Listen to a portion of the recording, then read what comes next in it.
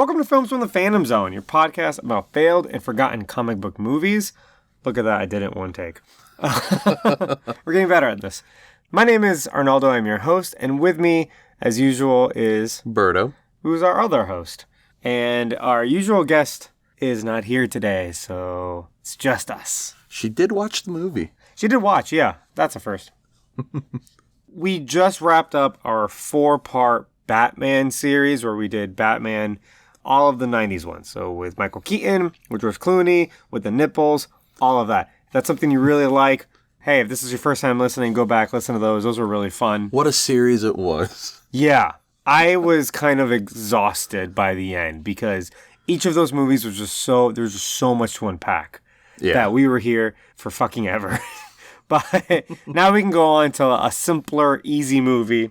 And so now since we're moving into a new movie, Berto, I think it's about time we remind the listeners to our rules that dictate what movies we consider failed and forgotten. Because I feel like at first glance, someone's going to click on this and they're going to be like, what do these fucks think is bad? Like, how are they going to insult me right now? You know what I mean? It's kind of like CinemaSins. You ever click on that YouTube channel? Yeah, where it gets to the point where just nitpicking like random shit. Yeah, and they're just dickbags about it, you know? Especially when it's a movie you like. Oh my God. I hate that channel so much. So 3 rules. First of all, every movie we watch has to be a comic book superhero film, has to be based on a comic, has to be a superhero, and it has to be a movie, right? Number 2, the film franchise has failed if it went out of business. So if it was canceled and they couldn't make it anymore, that's failed, right? They're not making any more money, right? They're closed up shop. Rule number 3, if the film ends on its own terms, if they set out to make a certain movie and they did it, and by all means was a success, that does not count, right? So best example, as we said, is the Dark Knight trilogy. Batman Begins, Dark Knight Rises. They wanted 3, they made 3, end of story. That's a success. Yeah. So what movie are we doing today, Berto? The Mask of Zorro. The Mask of Zorro from 1998, starring Antonio Banderas. Anthony Hopkins. Odin himself. The Allfather, yes. And, Catherine Zeta-Jones. Yes. So we're already breaking the rules, by the way, because this is sort of not a comic book property. It's definitely a superhero. Zorro is a masked vigilante. If you don't know who Zorro is, he's kind of Mexican Batman. And that's kind of the connecting thread we've got going on here, going from one property to another. So if we can get into the history real quick, what do you know about Zorro, first of all? Honestly, as far as like the history of the character and stuff, nothing. Like I saw this movie once when I was a kid. That was about it. You ever see any of the other ones? No. That was like a TV series from Disney back in like the 50s. There was movies. There's a bunch of movies. No, I know my parents have. Oh, yeah? Yeah, and they're the ones that actually showed me the first movie when I was a kid. Mm-hmm. I remember enjoying it, but I didn't understand what was happening. I was very young. It was 98. I was like 6 or 7. Okay. Yeah. Yeah, it would have been about 10. So Zorro was written in 1919 in a book called The Curse of Capistrano. Zorro is not a comic book character so much as he's a pulp novels character. And pulp novels... A lot of comics were inspired by those. Yeah, so pulp novels predate comic books, basically. And they're just kind of really, really cheap books that were written, bi-weekly, monthly, just kind of thrown out there. And you could buy them for, pennies, basically. It's like the proto comic book. Yeah, very proto. So by all means... Zorro is a character who we said is very much a superhero. He's a masked vigilante. It's 1919. This is, a good 15 years or so before Superman. Yeah. So had he come, 20 years later, it would have probably been in a comic book. Oh, absolutely. When comic books kind of took over, Superman and Batman kind of exploded that market, and from there it's just comic book superhero after superhero after superhero until today, until the modern era, right? So there have been several comic books for Zorro. So he is a comic book character, but that's not how he originated. So I figure what we can do is always just, we can bend a rule every now and then, as long as it's not too egregious, right? You're okay with that?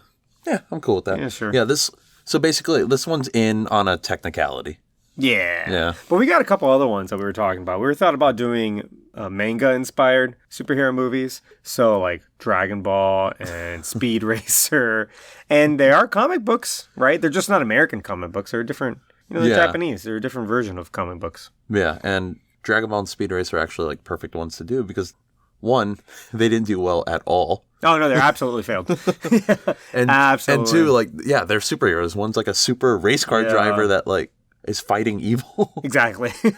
And the other's Dragon Ball. Yeah. And everybody, well, I hope you guys know what that is. Yeah, and Dragon Ball screwed the pooch big. Like, how do you fuck that up? I like the cast that they had though. I like some of it. What's her face? Bulma's really good. Oh yeah. She's gone on to have a really big career. Mm-hmm. I forgot her name. But we'll get to that way later. Yeah.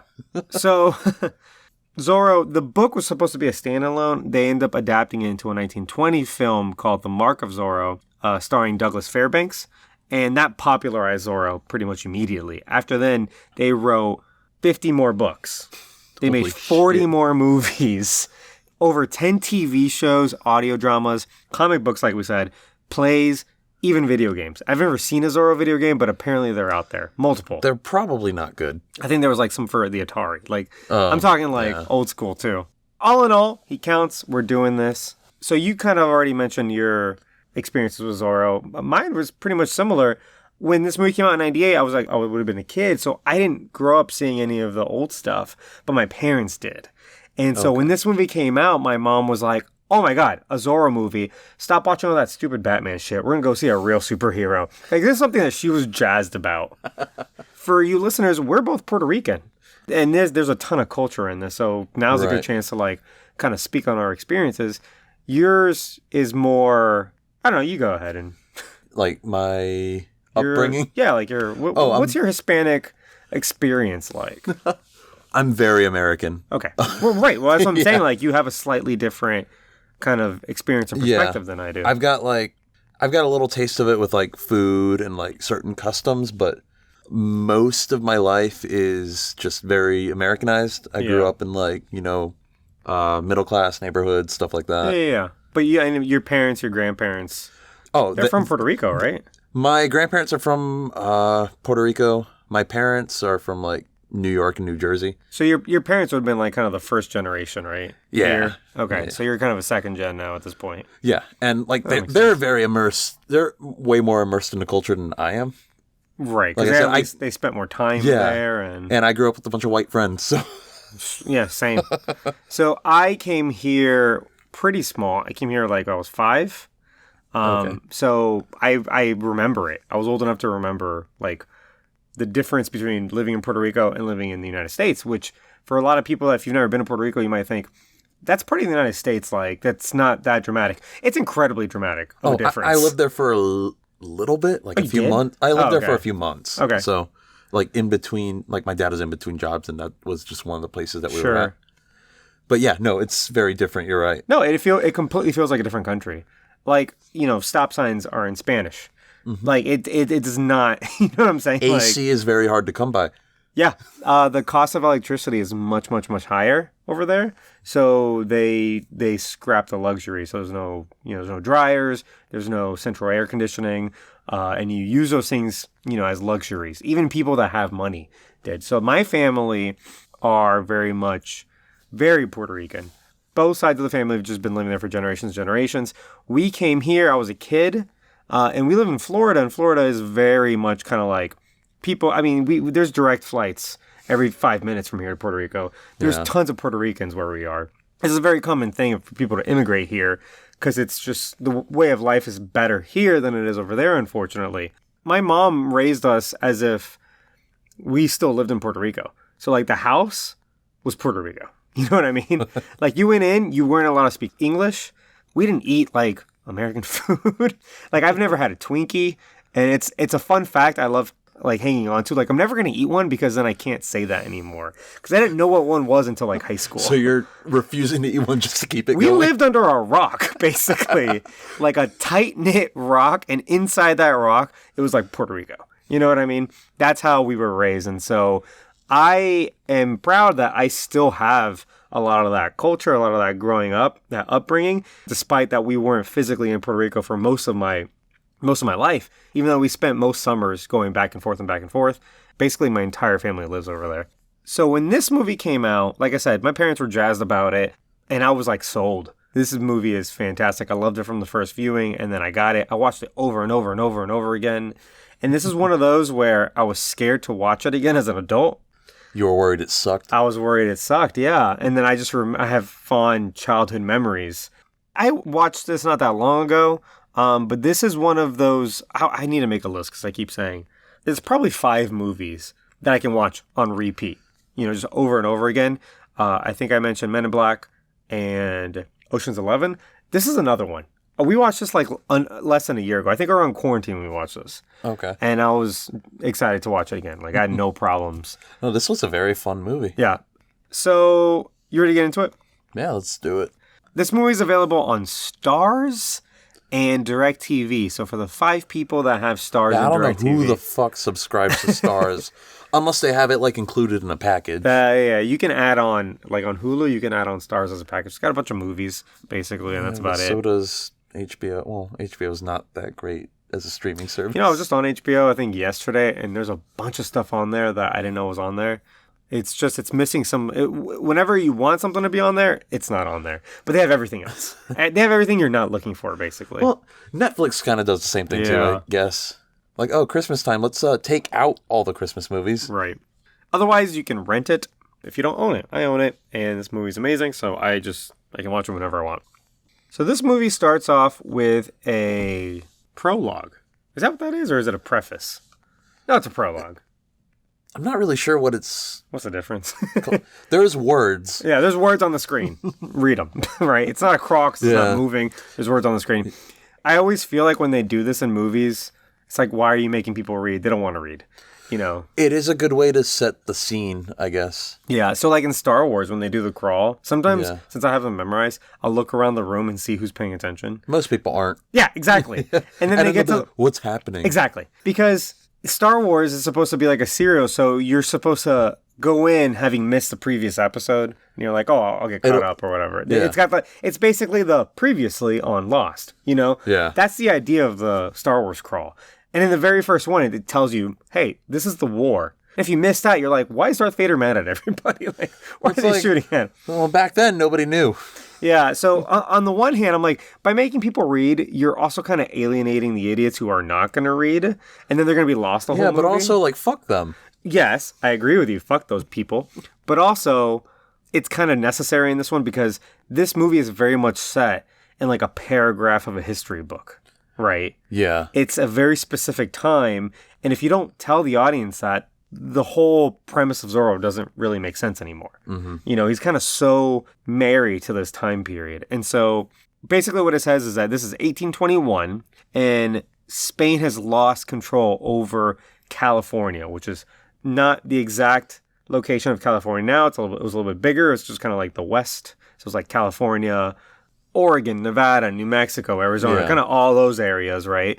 And Mexico is now kind of vying for control, but also the United States is there. And so there's this period of uncertainty, much like what happened in Texas, where this whole area doesn't know what country they belong to anymore.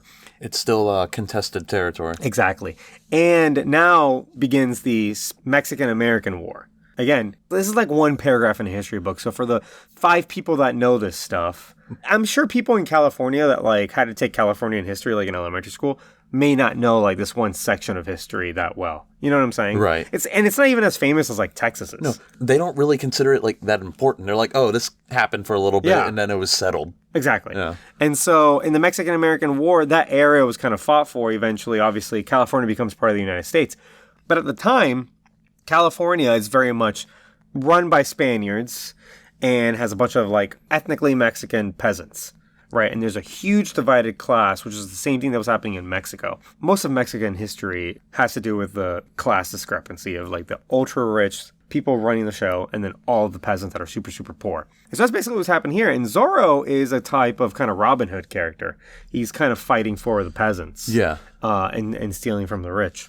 He's already kind of established as a legend here. Yes. When this movie starts. People already basically something really terrible is about to happen. And people are like, oh, Zorro's going to show up anytime now and save us. Yeah. That prologue pretty much says that peasants are gathered to see the end of Rafael Montero's reign over this area. He was the governor of California. But now that the Spanish are getting kicked out, he's got to go. Yeah. Go back to Spain, basically. So that's our bad guy, Rafael Montero. And we immediately see him using cocaine. Oh, yeah, he does like a bump. Who's this movie for? Because there's a lot of adult stuff, but it's a swashbuckling adventure that I'm like, kids love this too. And that's something that obviously kids don't. But there's also some fucked up shit. Like, like decapitated heads. And... Oh, yeah. I mean, but he just looks like he's rubbing his nose a little bit. He just looks like he has allergies is probably what I assumed.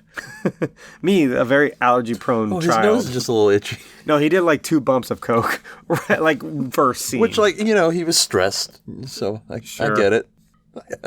So basically there's a whole protest outside because he's about to have a public execution of like some peasants. Which he mentions were just random people he pulled out of the crowd. Yeah, because he's evil. Yeah, he's just fucked up. It's just one of those like, I need to state my authority or whatever. And one of his other, they call him Dons. And so a Don, it's really Don. But a Don in Spanish is just like a gentleman. You would say it's a prefix. It's a prefix. Thank you. It's a prefix. So there's Mr. and Mrs. And then there's Don. And that's kind of like above, right? And so it's just the gentleman, the landowners probably. He comes in, he's like, hey, you got to get out of here because the Mexican general, Santa Anna, is going to come and he's going to fucking murder you if you're still here. And so he gives him basically kind of like the deeds to all this land to split between him and the other Dons as a gift. He's like, Santa Anna will let you keep this land, but I got to go. So, have fun. Make all the money you want. We're going to kill these guys real quick. And also, this is kind of We're going to kill these guys real quick. Yeah, it's also bait because he wants to get Zorro as he leaves. Because Zorro's probably been a thorn in his side for, years as he's been there kind of reigning California. And so, yeah, this is a trap already. So 2 kids are hanging out and they're trying to see what's happening because they're waiting for Zorro to show up. Yeah. I guess it's assumed that they're like kind of like orphans that were like taken in by monks or something. We know they're orphans because that one guy says... Oh, yeah. He says, I buried your parents. I don't want to have to bury you too, so get out of here. So, yeah, scram. That's right. So it's not implied that they're orphans. They are straight up said. Yeah. But yeah, they live in the church. Oh, and by the way, we're going to be talking about whitewashing in this movie. Rafael Montero is played by a white guy. He's played by a British guy. So, whatever. Well... The Spaniards were white. Yeah, we'll get to it. I want to get to it. Yeah. Zorro does show up. The kids run into him. He's kind of like in a hat and a cloak or whatever. Also played by a white guy. Also played by a British guy. Yeah. And it's Anthony Hopkins. And he starts doing his Zorroing. And then it's just this great action sequence, right? Yes. What do you think about this? A lot of fun, actually. Oh, my God. Every bit of action in this movie is just so fun. And the way that the action plays out, it is very like swashbuckling. It reminds me of like the Pirates of the Caribbean movies. Do you know that this movie is written by the same guy? Really? Yeah. Okay, that's pretty fucking cool. Yeah, and Aladdin. Okay. You can see it. You can see how these movies would be so like related. Just the way the action plays out, like it reminds me of like how in every Pirates of the Caribbean movie, usually towards the beginning, you have like Jack Sparrow doing some like just wonky shit, like usually trying to escape somewhere. But, like, the action plays out very similar to that. Yeah. So, Zorro, again, if you don't know who the character is, kind of wears all black. He's got a nice big brimmed sombrero and a mask around his eyes. He has a sword and he has a whip and a horse. Incredibly skilled at using all these things. So, he uses the whip, whips the... one of the executioner's rifles. Yeah, the firing squad rifles. Oh, yeah. Tugs them all. They all kind of shoot at the wrong thing. They shoot at one of their own guys, which is hilarious. Yeah. Oh, they're not afraid to show death in this movie. Oh, not at all. And then that's basically Zorro's bit, is that he fights people and he makes them look stupid, too, because he can fight 10 guys because he knows how to fight and no one else does.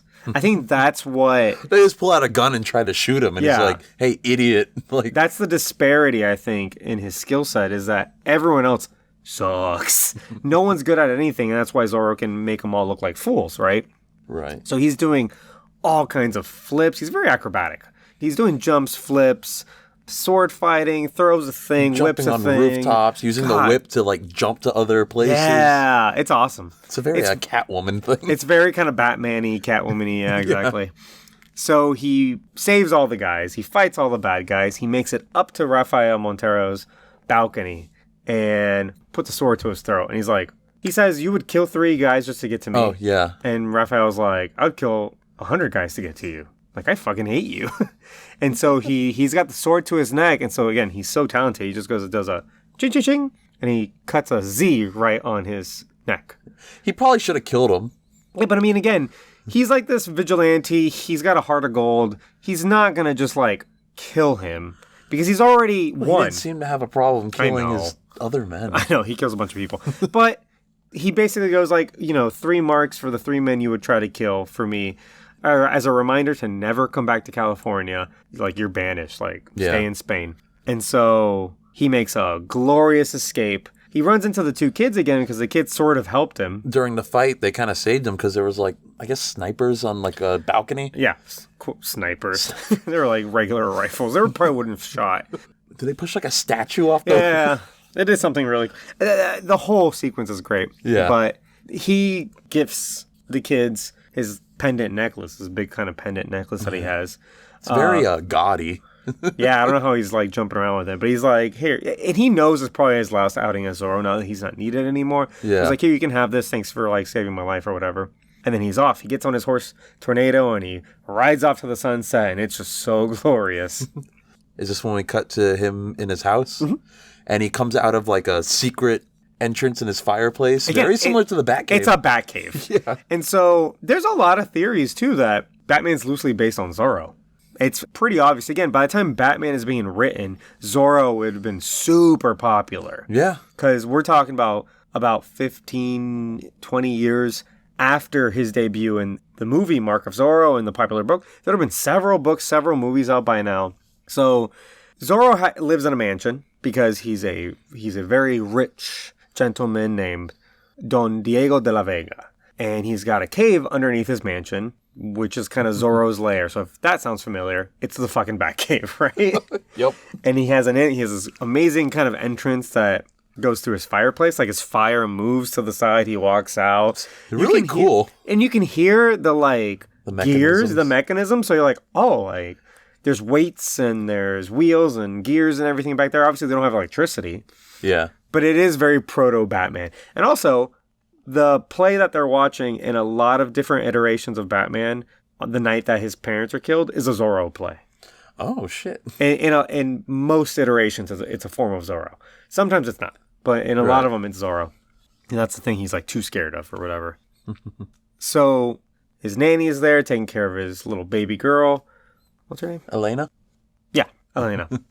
And his wife comes in, Esperanza. And they just have like a nice moment, right? Beautiful family. Yeah, so nice. They live in a beautiful mansion, this big hacienda. And then he turns around and there's Rafael Montero and all of his guards. And he's like, he tries to play it off. He's like, oh, what an honor it is that you're at my house. Stay for dinner. Of course, like, let me, whatever. His guards are like, they all have their guns out too. So it's just like a last ditch effort, I think. But Rafael Montero recognized him, which makes sense because he stood face to face him and he only has that dumb little mask, like. Yeah. It's kind of that theory that, like, oh, you wouldn't recognize Superman if he's right in front of you as Clark Kent. Like, but you probably would. You'd be like, I've seen you somewhere before. Yeah. And if you're familiar enough with Clark Kent, let's say. Exactly. You would know it's Superman. Yeah. And it's just a dumb little mask. To quote the worst comic book movie ever, or one of, that we'll get to, Green Lantern, when he's got a dumb little domino mask, and then he has it on when he sees his girlfriend, and she's like, I've seen you naked. You think I'm not going to recognize you because I can't see your cheekbones? Clever line from a terrible movie. Exactly. But yeah, so obviously he knows who he is, so he's like, oh, I'm going to go to his house or whatever. And he walks up to him and he grabs him by the arm that was injured in his fight as Zorro, that I guess he knew about. And he winces, and then the that blood comes confirms it. Yeah. So they have a bit of a scuffle, and it's another pretty decent action scene, actually. Yeah, and because here's the other thing: all the action in this movie is wonderful. It's all so good. This movie holds up really well because of fighting, the choreography in the sword fights, amazing. Choreography is amazing. The stunts are amazing. All the acrobatic stuff is amazing. Even the bullwhip stuff, which is like fake. Right. You know. It's believable. It looks good. It looks really, really good. Yeah.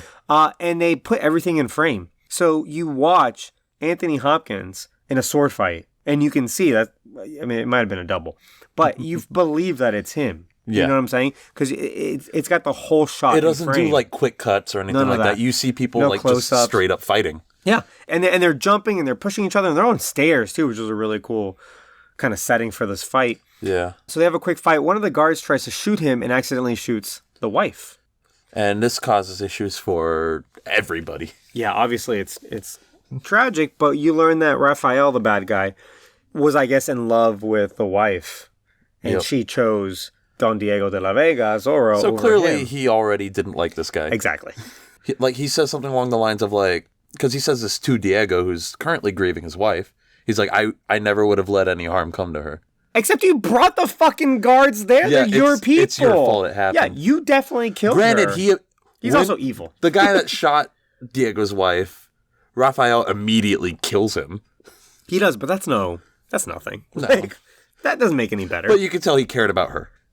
Sure. Yeah. Diego gets arrested by these people. Yeah. And he takes the baby.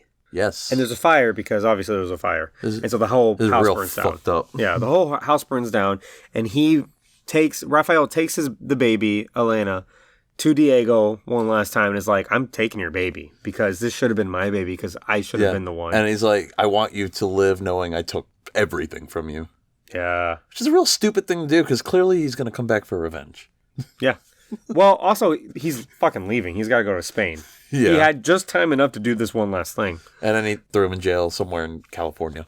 Yeah, and leaves. So we cut, and it's 20 years later, which is so fucked up. That's a long time. It's a very long time.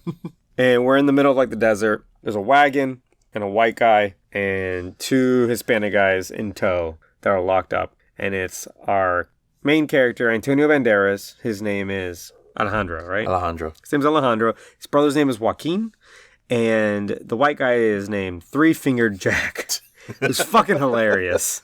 And you get the impression that, they're prisoners. He captured them and turned them in for a bounty. For a bounty, right. They get to a small kind of settlement, go to turn in these 2 guys. And we get the little exchange where he's like, how much are we worth? Yeah. 200 pesos. How dare we only be worth 200 pesos each? And it was like, no, it's 200 pesos for the both of you. That was actually kind of funny. This movie's hilarious, too. The humor is really, really great. It's very well written. So they break out, right? And they have a fight because they're not really prisoners of Three-Fingered Jack. This is a whole setup that they got going on. I love how'd you get out of your... No, he says, but I thought you were handcuffed. Oh, yeah. Well, that's because you're stupid. That's because you're stupid. And then this whole fight ensues. Three-Fingered Jack starts helping him out. I love that they strip them all down and then they tie them up in a big circle really tightly around cacti. So if any of them pull, then they're all going to get pricked in the dick, basically. Yeah. That's real, by the way. Some of this movie is based in actual history. Mm-hmm. Three-Fingered Jack is real, and Joaquin Murrieta is real. Really? Yes. That was a real bandit. Joaquin was kind of a Robin Hood. He was a well-meaning bandit. Okay. So he stole from all the bad guys to feed all the peasants. Which you get the impression from this trio that they're well-meaning. Yeah, that's kind of their bit. That's what they're doing. I mean, obviously they're providing for themselves too. Right. But I mean, they're bandits, but that is kind of their whole purpose. So they go off and they immediately run into soldiers led by Captain Harrison Love. Fuck this guy, by the way. Man. With the most, imagine the most douchiest guy you can think of, and then put him in a uniform. He's got shoulder length blonde hair that's just perfectly manicured too. Yeah. He looks like he's very much a pretty boy. Imagine that blonde haircut that all 90s businesswomen had in the movies. Yeah. On him. That's the haircut that he has. It's a wig, but it's the same haircut that you remember the Hunchback of Notre Dame? The haircut that the captain has? Yeah. It's the same type of haircut. Yeah. He's not a douche, but... Yeah. So that character, Harrison Love, that's also a real character. And that's the real person that caught Three-Fingered Jack. Okay. Wow. He caught Jack and Joaquin. In real life. And so this whole thing actually happened. Alejandro's the added in character. He's the one that's added in, exactly. So he shoots Jack.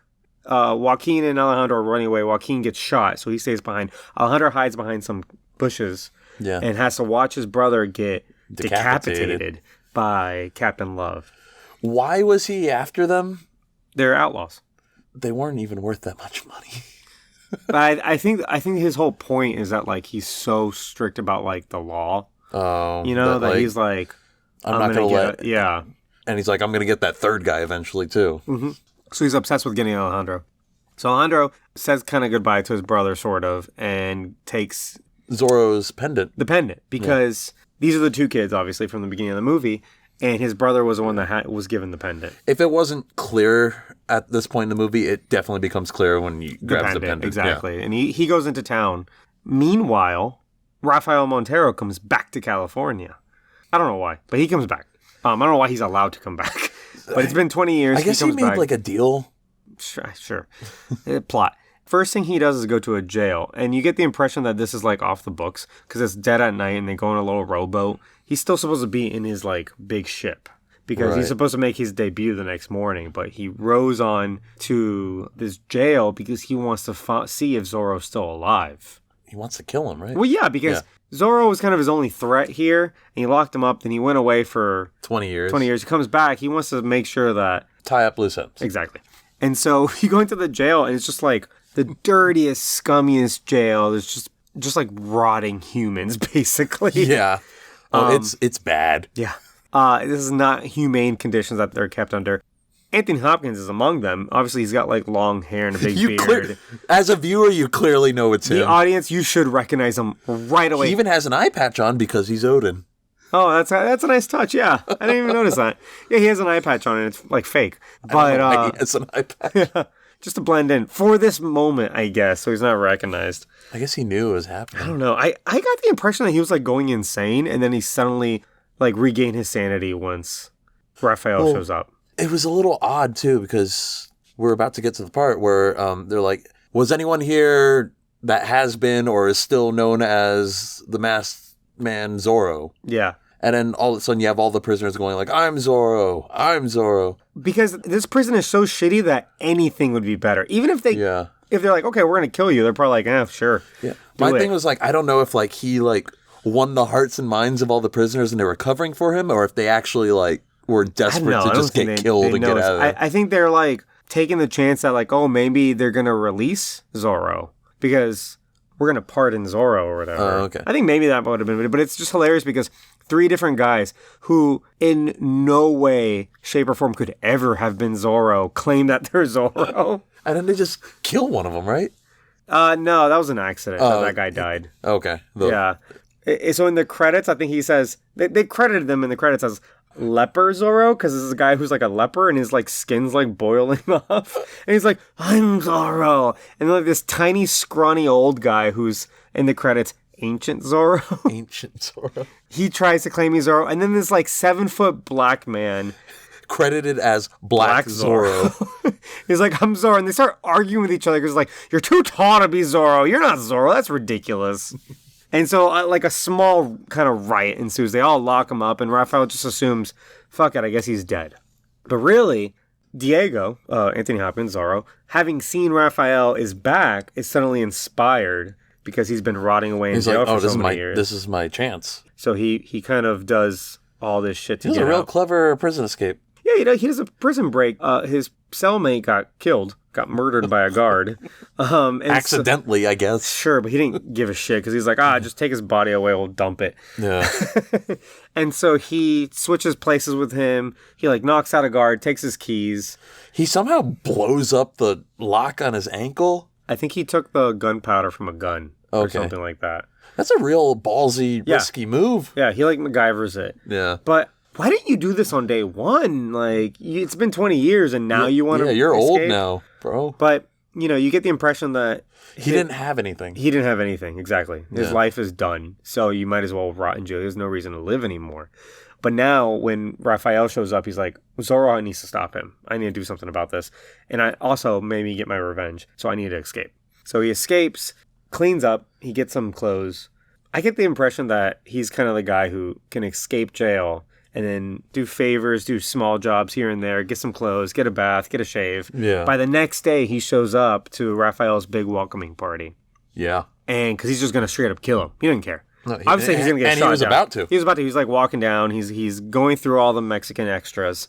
And he's like, I'm going to just kill him right here and there. Yep. And then he sees someone. He sees his daughter. All who is grown now up. Full grown. Hot as fuck. Catherine Zeta-Jones. This whole movie, I'm so dumb. I was like, how old is she supposed to be? Obviously, she's supposed to be like 2021 because she was a baby. Right. And now it's been 20 years. But she doesn't look 21. She looks about 28.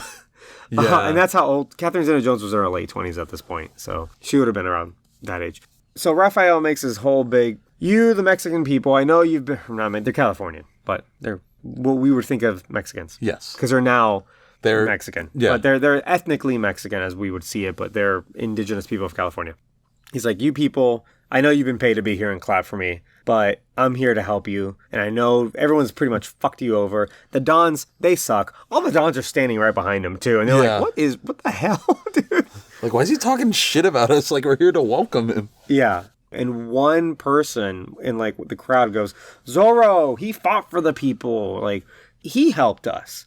And he's like, well, I don't think anyone's seen Zorro in like 20 years. But did you notice the second that Raphael says that, the camera is on the man who spoke up and said Zorro, Anthony Hopkins walks right in front of him. Yeah. It's such a nice little nod to like the irony of the situation. It's like he's right there right now. We, the audience, know, oh no, Zorro's right there. Right when the guy's like, Zorro. I love that little bit. And so Zorro sees, his daughter, fully grown Catherine Zeta-Jones. Yeah, so he stops himself from moving in for the kill. Yeah. That kind of sucked. You really feel for some of these characters. Yeah. He goes to a bar where he runs into Alejandro. Who is drunk as hell. Yeah, he's drunk as fuck. What a coincidence, though, but it's kind of a hand-wave movie plot situation. It had to happen. Yeah, sure. Yeah. They have to run into each other. And there's a small little parade. Harrison Love is there. The Captain Love is there. And so Alejandro sees him and he's like, oh, I'm going to kill that guy. The man could barely stand. Yeah. And Diego, Anthony Hopkins, stops him with like his cane. And Alejandro's like, what the hell are you doing? So they do a little fight. I love this little fight, by the way. He embarrasses the shit out of him. It's such good choreography because he's fighting him. It's a sword fight because Alejandro's a sword, but he has a cane. So he's fighting him with the cane, and he does a bit where like he hits him in the leg, he hits him in the side, and then he flips it, hits him in the head, and he knocks him over. Yeah. And it's such a nice little bit of choreography. He hits him in the dick, too. He might hit him in the balls, yeah. So Diego sees the pendant on Alejandro and figures he must be the kid from years ago. Yeah, because he's like, where'd you get that? He's like, it was my brother's. Right. And he tells him, like, if you want your revenge on Love, you can't do it now. First of all, you're drunk. Second of all, that man is a professional killer. Yeah. You're going to die. You're not a fighter. Yeah. But I can train you. And he takes him back to... He's like, all right. Well, he also tells him, there's a nice little bit where he says, kind of like, reiterates the legend of Zorro, which is funny because he is Zorro. Yeah. And he says there's a saying that the people say is that when the people are ready, the hero will come or something. The master will come or something like that. And what he's implying is like, the people are ready, Zorro has to return. And he's telling, Alejandro, like, you kind of have to learn to be the next Zorro. Yeah. And so they go to the Batcave. Or sorry, the Zorro cave. And then Alejandro's like, holy shit. Because he tells him here that he's Zorro too, right? Well, I mean, it's blatantly obvious at this point, but yeah. So they start training, basically. Can't believe I'm in Zorro's lair. This is so cool. Yeah. He says the lair of the fox. Because Zorro means fox in Spanish. Because Zorro is also supposed to be kind of this night creature. Again, very much like Batman. He's Mexican Batman. He's very swift. He's quiet, you know? And then we get to the training montage. Training montage is really good. I like how he rewards him with alcohol. After they do an exercise, he's like, all right, time for a drink. Now you get a drink. There's a part where they do push-ups over candles while Diego's reading a book. There's a lot of great humor in this. They do sword fighting. There's the music's coming in. I just love this part of the movie. At one point, he smells them. He's like, lesson number 2 is you need to take a fucking bath. Yeah. Because they're both, obviously, they look like homeless people. Because they were, up until this point. Yeah. So they're like, it cleans them up. They both clean up together, which I think is a nice moment for both their characters. They're both kind of like... They're bonding while training. Right, and they're in this together, too. Like, they're supposed to be kind of in the same... They're like in their redemption. So Alejandro sees a black horse, and he's like, hey, like, you had that black horse, Tornado. I'm going to get that black horse, because I want a black horse named Tornado. I want to be like you. Because obviously, if I'm going to be Zorro, I need my black horse, Tornado. Right. And so, without the blessing of Diego... goes to find this horse who belongs to like the soldiers. So he goes to their fucking fort like an idiot. And I love the part where he like looks at like his reflection and he puts on a makeshift Zorro costume together. It's not it's like a little homemade costume. Exactly. He does his homemade Zorro costume. He just gets like a mask that he cuts out, puts it on around his head. Which is kind of like a superhero trope now, too, with like Spider-Man. This feels like an MCU movie, right? The formula is very MCU. Yes. I feel like if you were to tell someone, hey, this movie takes place in the MCU years before, like, 150 years or whatever, before the MCU starts, I'd be like, yep, makes total sense. That this is like the first Avenger that never meets all the other Avengers out in fucking California and Mexico or whatever. Because this movie just kind of hits all the same beats. It's very kind of quick. It has really good character moments. They really do the character. I mean, we'll get to it in the analysis, but it pretty much hits all those MCU beats. And this is the proto homemade suit, right? Yeah. Like, as soon as I saw him put on, like, that stupid-looking mask, I'm like, this is like Spider-Man with, like, the hoodie. Exactly. I just love where he puts on the mask and he's like, haha, I'm Zorro. And he immediately gets found by Elena. And she's like, who are you? He's just like, well, there's dangerous people around, so watch out. Blah, blah. He's trying to be all smooth. Exactly. Yeah. And she goes, if I see any dangerous people, I'll let you know because you're a dumbass. He tries to do a whole Zorro bit where he kind of runs up and he's got his little fake cape and he goes whoosh, with his cape, right? Yeah. He's really terrible at being Zorro right now. And then he gets into the fort and tries to take the horse, and that obviously goes horribly wrong. Well, this is also the worst horse that they have. Like, he was misbehaving earlier in the movie. And so at this point, he's like, he wants a horse because he's black and he's beautiful. But he's just like the worst horse, so he doesn't listen to him. Neighs really loud. Like trying to buck him off. Yeah, exactly. The horse ends up breaking all of like the soldiers' bunks. And so the soldiers they're pissed. they all come out, and now it's like 20 soldiers up against Zorro. This is Alejandro. And a whole fight ensues. And this whole sequence is so funny. And it's so great to watch. Yeah. I love that scene so much. It's just really clever action. It's funny fights. Again, kind of feels like MCU. He's like stepping on people's like heads. He's grabbing onto a chandelier and like swinging around. He's grabbing another guy's sword. He's awkward sword fights. He just does what he can with the things around him. At one point, he lights a cannon. Yeah. Blows off a wall, whatever. He eventually makes his And that's escape. how he escapes because, he kind of blows up the whole fort on accident. Yeah. If it wasn't explicitly the bad guys, I'd be like, you're the asshole here, man. Like, they didn't pick a fight with you. You just went in there and started blowing shit up. And stole their horse. But again, the movie makes it clear that these are the bad guys. Yeah. So he's running away, basically. He's running away, but he sort of loses the horse and he has to hide. So he hides in the chapel. And the priest there recognizes him. He's like, oh, Zorro, you're back. Even though this is a different man who's like 20 years younger. Yeah. He says like, oh, time's been a lot kinder to you than me. So he hides him in the confession booth, which is hilarious. Are you Catholic, by the way? I'm not, but I know.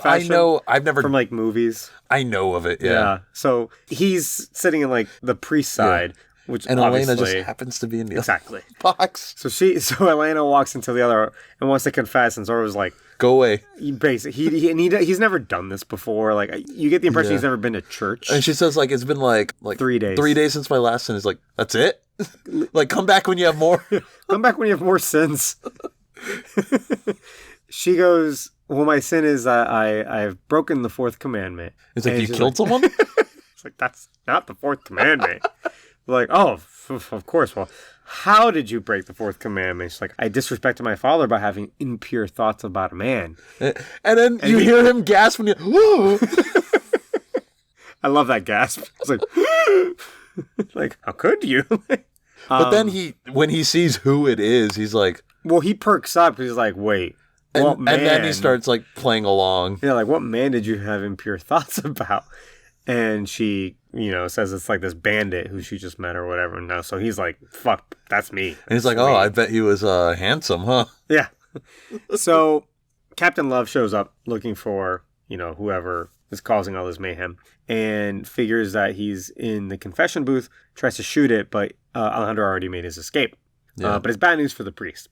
Which I guess he kind of... Sort of was complicit, harbored a criminal. I guess, yeah. But also, like, he went to the church for sanctuary, which is a thing the church does. I don't know how that works with criminals, though. I don't either. So, and this is kind of in who cares times. Yeah. Laws are very loose. This is the Are Wild there West. even really laws? Yeah. So he takes the horse. He finally is able to get the horse, brings him back to the cave, and Diego just like tears him apart. He's like, "You're a he calls him a buffoon," and he's like, "Yeah," and he's like, "Like all you did was steal a horse." Yeah, I like this part because he riles him up, and he's like, "You're an idiot. You're a thief. This is not how Zorro operates." And Alejandro gets pissed off. He's about to like leave. So Diego challenges him to a duel. Alejandro pulls out his sword, and Diego pulls out a spoon. And I love that because the whole thing was a bit.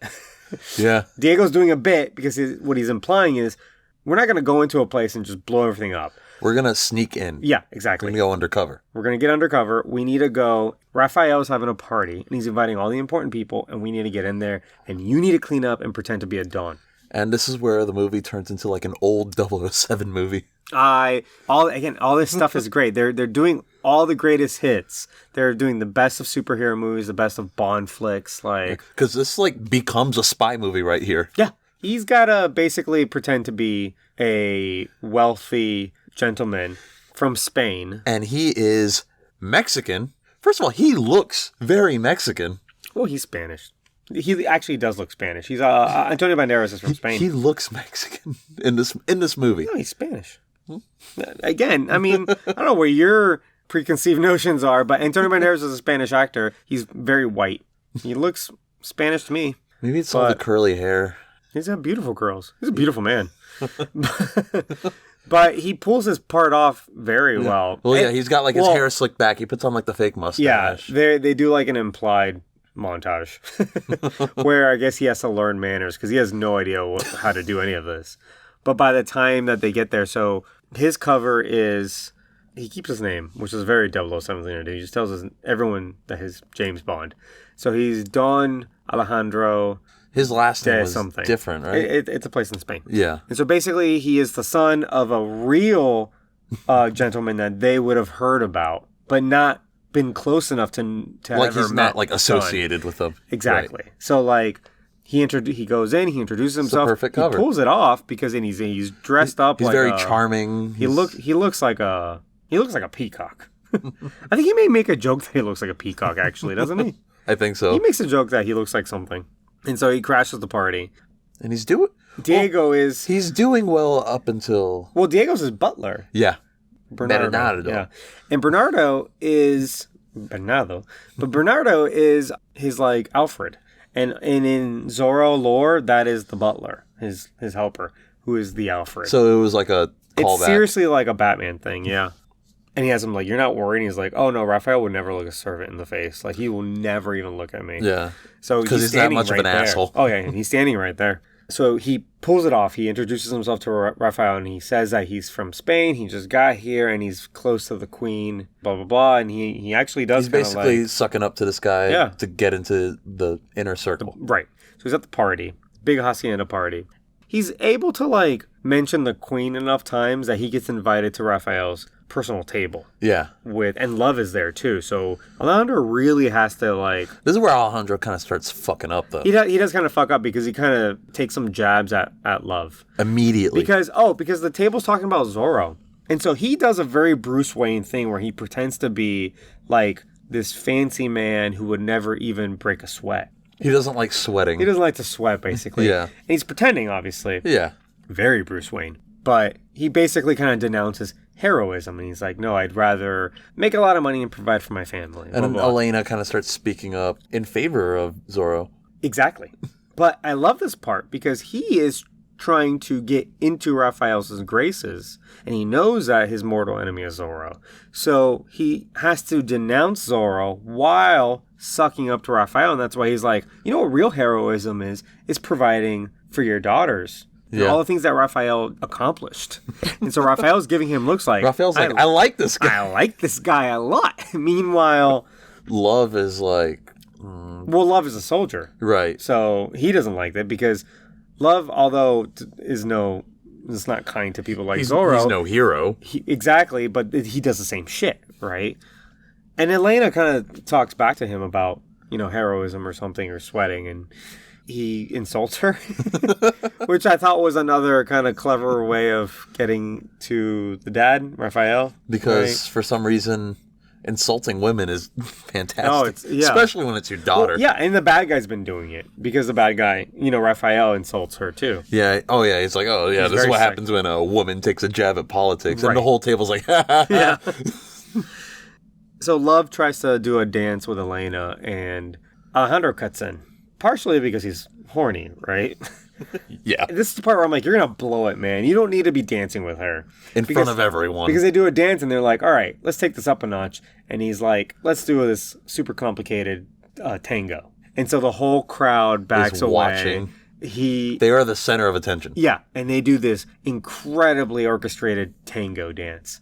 When did he learn all this? Because it's a very complicated dance. This would take weeks to learn. Yeah. You know what I mean? Unless that's just something he already knew. Maybe, but he, you get the impression he knows nothing about anything. Manners or, that wasn't frivolities like that this. type of dancing apparently was frowned upon, though. Yeah, well, it's very sensual. Yeah. it's the tango. It's improper. Yeah, and Raphael looks at them. He's kind of breaks it up. Horror. He breaks the party up right there. Alejandro's like, and that's how they're dancing over in Madrid these days. I know, it's crazy. For whatever reason, because, sexism, the person who's really in trouble is Elena. Yeah, and then, he says, oh, your daughter's a very spirited dancer. And then he goes, well, that's a very delicate way of putting it. Yeah, again, you're pushing it, man. And then he, dismisses Elena, and he's like, I hope she didn't offend you. And then Alejandro's like, nah, bro, it's fine. No, man, I want that ass. Very weird moment, but I guess it's accurate to how people behaved back then. Maybe. So he is able to get into the inner circle despite, trying to fuck his daughter. And so Raphael invites him to a secret meeting, which is where he wants to be because he's going to unveil his evil plan. Right, to the inner circle. Exactly. Yeah. The evil plan is that he found a gold mine in California. And technically, all this gold would belong to the government and the General Santa Anna. But they don't know about it. They don't know about it because he's waging the Mexican-American War with the United States. Right. So he's like, we're going to stamp this gold. We're going to mine it all. We're going to stamp it with the Spanish seal. Santa Anna's going to think that this gold came from Spain, and we're going to buy California. And we're with his own money. Yeah. And we're all going to rule It's not California. A bad plan. Not at all. Usually, fucking plans in movies are fucking stupid, but that's... Remember, this is the time of history where there's a ton of new frontier, and you could, if you wanted your own country, you just need the resources to do it. You know, we bought most of this country from different people. The Louisiana Purchase. That was a big chunk of this country. Yeah, exactly. So Alaska. Yeah. So they're trying to buy California from Mexico right now. The next day, they take them out to the mines where they're excavating all the gold.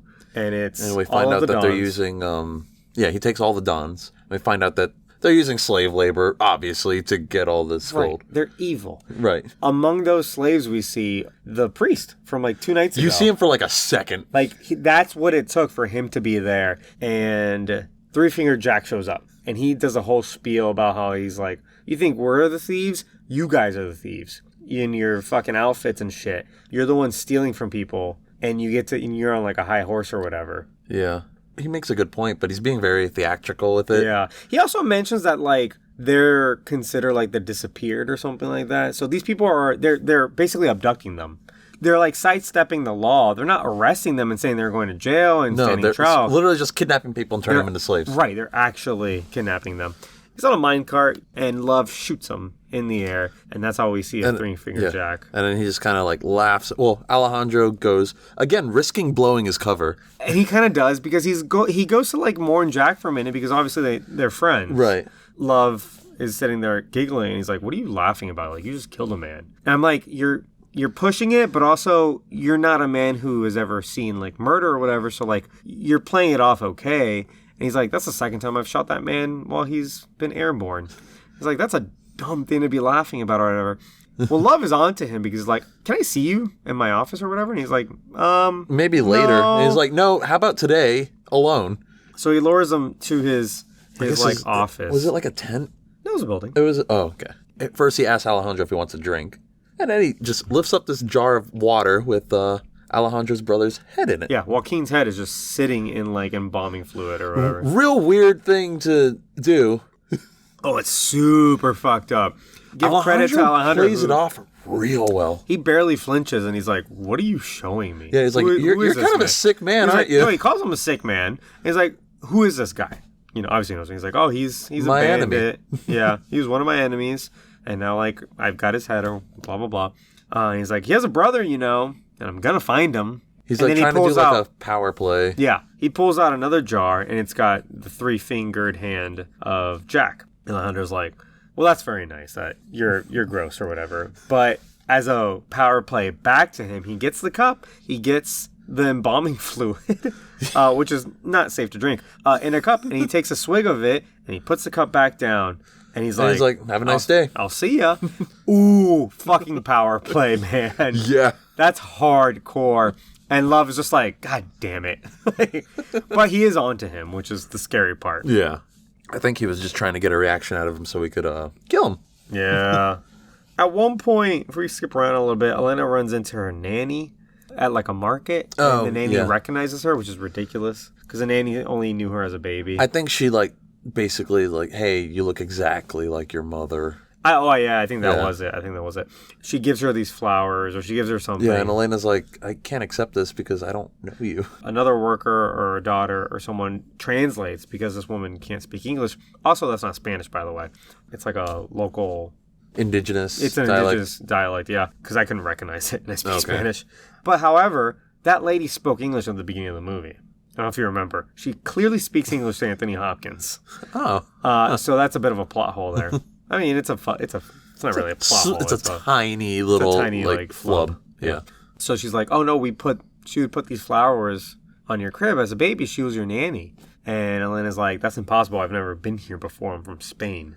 And she already kind of gets hints that she's not necessarily Raphael's. That she's never not been there. Yeah. Because when she first arrives, they give her some flowers and she's like, these smell so familiar. And they're like, well, that's not possible because they only grow here. Yeah. And she's like, huh.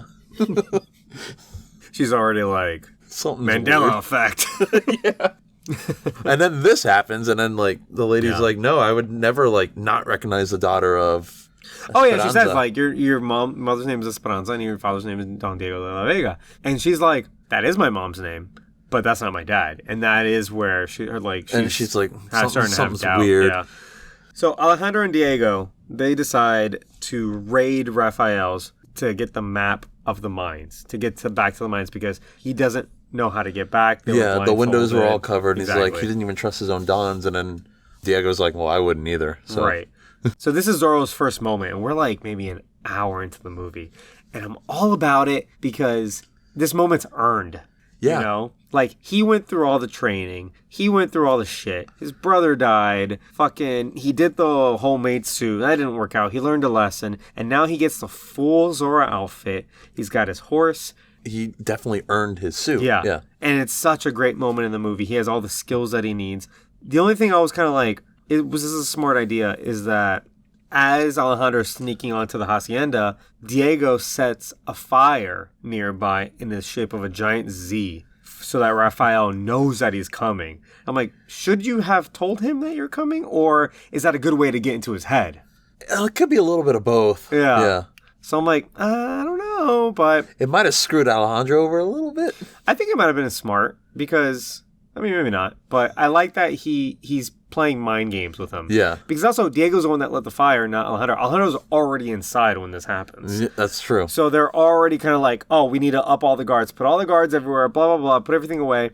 Alejandro is in, the rafters, basically, of his office. Holding on to, a beam, waiting to get the map. So, again, sneaky fox, acrobatics, all the skill sets of Zorro. Harrison Love notices that the map is missing, turns around, and there's Zorro. Not before screaming, guards! Yeah. They have a great sword fight. They're doing a sword fight. Yeah, they do. Raphael shows up, pulls out his sword, and Alejandro's fighting both of them, right? Yeah. I mean... He's holding his own pretty well. Oh my God, he's doing amazing. But and the choreography is so fucking good. I love that fight scene so much. There's a point where he's dual-wielding swords and fighting both of them. Yeah, that's what I'm saying. Yeah. He's fighting both of them. There's some hand-waving going on here that he would have learned all these skills. But it was a montage. So. Yeah. So, I mean, there was some time there with the training. It could have been months for all we know. But I think part of the reason that these action scenes work so well is that they're not monotonous. They change a lot. Like, he's fighting Harrison Love, then Raphael shows up, then he's fighting both of them. Then he jumps out a window. Now he's being chased. Now there's another sword fight downstairs. All the pieces keep moving, and it's almost like a shuffle every time, and it just keeps the action scene Which is another thing moving that forward. The Pirates movies love doing. Yeah. Again, there's a lot of similarities with this and like modern action movies. Yeah. And like the good modern action movies, not the shitty ones. That's why this movie holds up so well. He kind of makes an escape, goes into the stable with all the horses, but Elena's there because she likes taking care of the horses. Yeah. So he knows that she likes him, but he's the bad guy to her, right? Yeah. So she's like, I'm going to scream, I'm going to get you caught, and they have a sword fight. Yes. And he starts like kind of like sexually assaulting her during the sword fight. I was going to ask you, where do you... We see this in a lot of movies where it's just kind of like forcibly kissing people. Yeah. I give this one a pass, by the way. Well, it is stated already that she's into him. She's into him, and if you watch, they have such good fucking chemistry in this. Yeah. Like, you would believe that they were like together in real life. But as you watch them, like her acting in this, I mean, she's incredible. The sword fight feels like metaphorical for like sex. Yeah, they're dancing around this subject, right? It's kind of like the will they, won't they situation. But her acting is very subtle that she's saying all these things, but the way she says it is very much like, I'm really into you. I really want this, but I gotta go get my dad and whatever. So he does pull some of those off, some of those like kisses off. And as they're having a sword fight, she's getting frustrated with him. Cutting her clothes off. No, that happens later. And then they eventually do have like a kiss. Yeah, like they actually have a full out make off. Making out. So it's not like Ghost Rider because she didn't really kiss back that time. He beats her at the sword fight, and he's like, "Hold on a second." And I love this because it's just kind of it's part of like the sensuality of this scene, but also it shows off his incredible skill. That he's like, "Don't move." He cuts off all her clothes. He cuts off her clothes and he just falls down and he giggles and he's like, "How could you?" But then they make out. And then he leaves. Yeah.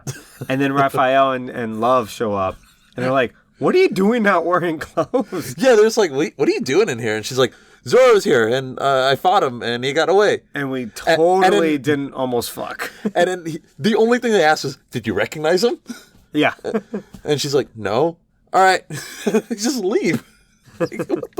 When you said that she likes to take care of the horses, though, it reminded me that we did skip a scene where she is taking care of the horse and she runs into Bernardo, Diego, who she thinks is Bernardo. And they have a little conversation. And again, Diego is her actual father. And she says something about how his voice is soothing to her. And he used to always, just speak to her and tell her stories when she was a baby. And he even mentions, like, way back at the beginning of the film, he's like, "Oh, she just finds my voice, like, soothing."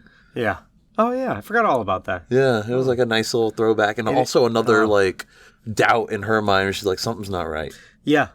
Well, he goes, "You look so much like your mother." He let that slip. Yeah, and then she's like, "Did you know my mother?" She gets a little uncomfortable, and she's like, he pulls it off so well because he's like, well you look nothing like your father. Yeah. It's like, so you must look like your mother. Smooth. Also kind of a jab. Sure, yeah. Oh, yeah, again, another little seed of doubt. Yeah. So... yeah, you're right. That's the part we skipped. But as Zorro escapes, he gets back to his horse. But again, the horse is still kind of shitty. This scene is funny. This scene's amazing. So they have a chase sequence now because he's on his horse. They're all chasing him, but he gets like bucked off his horse easily or something. Or he gets knocked down. The horse keeps running away without him. He's like, "Fuck you, horse." Like, this horse kind of sucks. So basically, the horse is running. Tornado is running with no one on him. But they're still chasing it. All the guards are chasing the horse, thinking that Zorro's still on the horse. Zorro's in the very back, and he fights his way to one of the horses, so he's in the back of the line, which is good for him, because now he fights his way up to the front. He just keeps, like, sneaking up on each one, knocking them off their horses. This scene is so probably killing them. Good. I was able to pick out the stunt actor because I was looking for it, because it's obviously not Antonio Banderas. Right. But it's amazing, the stunts that this guy does on top. Because he's like, he jumps on the horse, he does a flip, he hides on one side of the horse. They're moving at like 40 miles an hour. Yeah. You know, he jumps on another horse, he knocks a guy out, he jumps back on at one point he's standing on two horses. Yep. He's behind like two guys. He bumps their heads together, jumps on those two horses. Yeah, the whole scene is great. It's such a great chase scene. And the fact that they were able to put a chase scene in a movie set in 1820 is awesome too. And then the guy in the front like looks back and realizes he's the last one left, and he's like, where are all my men? And then Zorro like shows up. He's standing on two horses, and he kind of like goes over him, and he his like balls like graze his head. Power move. Yeah. And eventually Zorro makes his way back to Tornado. Yeah. Great little scene. I love that scene. So back at the cave, Diego says that he's leaving him. He's leaving for personal business. He's done training Zorro. And Alejandro's like, are you fucking kidding me? Yeah, Alejandro's a little insulted. But again, this is a very good master apprentice moment. Yeah, he's passing the torch to him. He's like, you're Zorro now. Yeah. It's like, it's official. I've got to go. And he's like, what about all that shit about you told me about like doing the right thing or whatever? And he's like, I did the right thing. For many, many years I was Zorro. I don't need to do that anymore. For once I need to do something for me. And I got to go get Raphael. And that's when he drops the bomb that Raphael stole his daughter from him, killed his wife, and imprisoned him for 20 years. Alejandro didn't know that up until this Alejandro's point. like, oh shit, Elena's your daughter. Yeah. And Diego calls him out. He's like, don't pretend like she doesn't mean anything to you, because I've been watching you too. And that's my daughter. So they go to the mines. Diego is set to fight Raphael, and Alejandro, as Zorro, is going to save all the people. Yeah. So Alejandro's headed to the mines. Exactly. Yeah. Raphael is in his hacienda. Diego goes there as himself.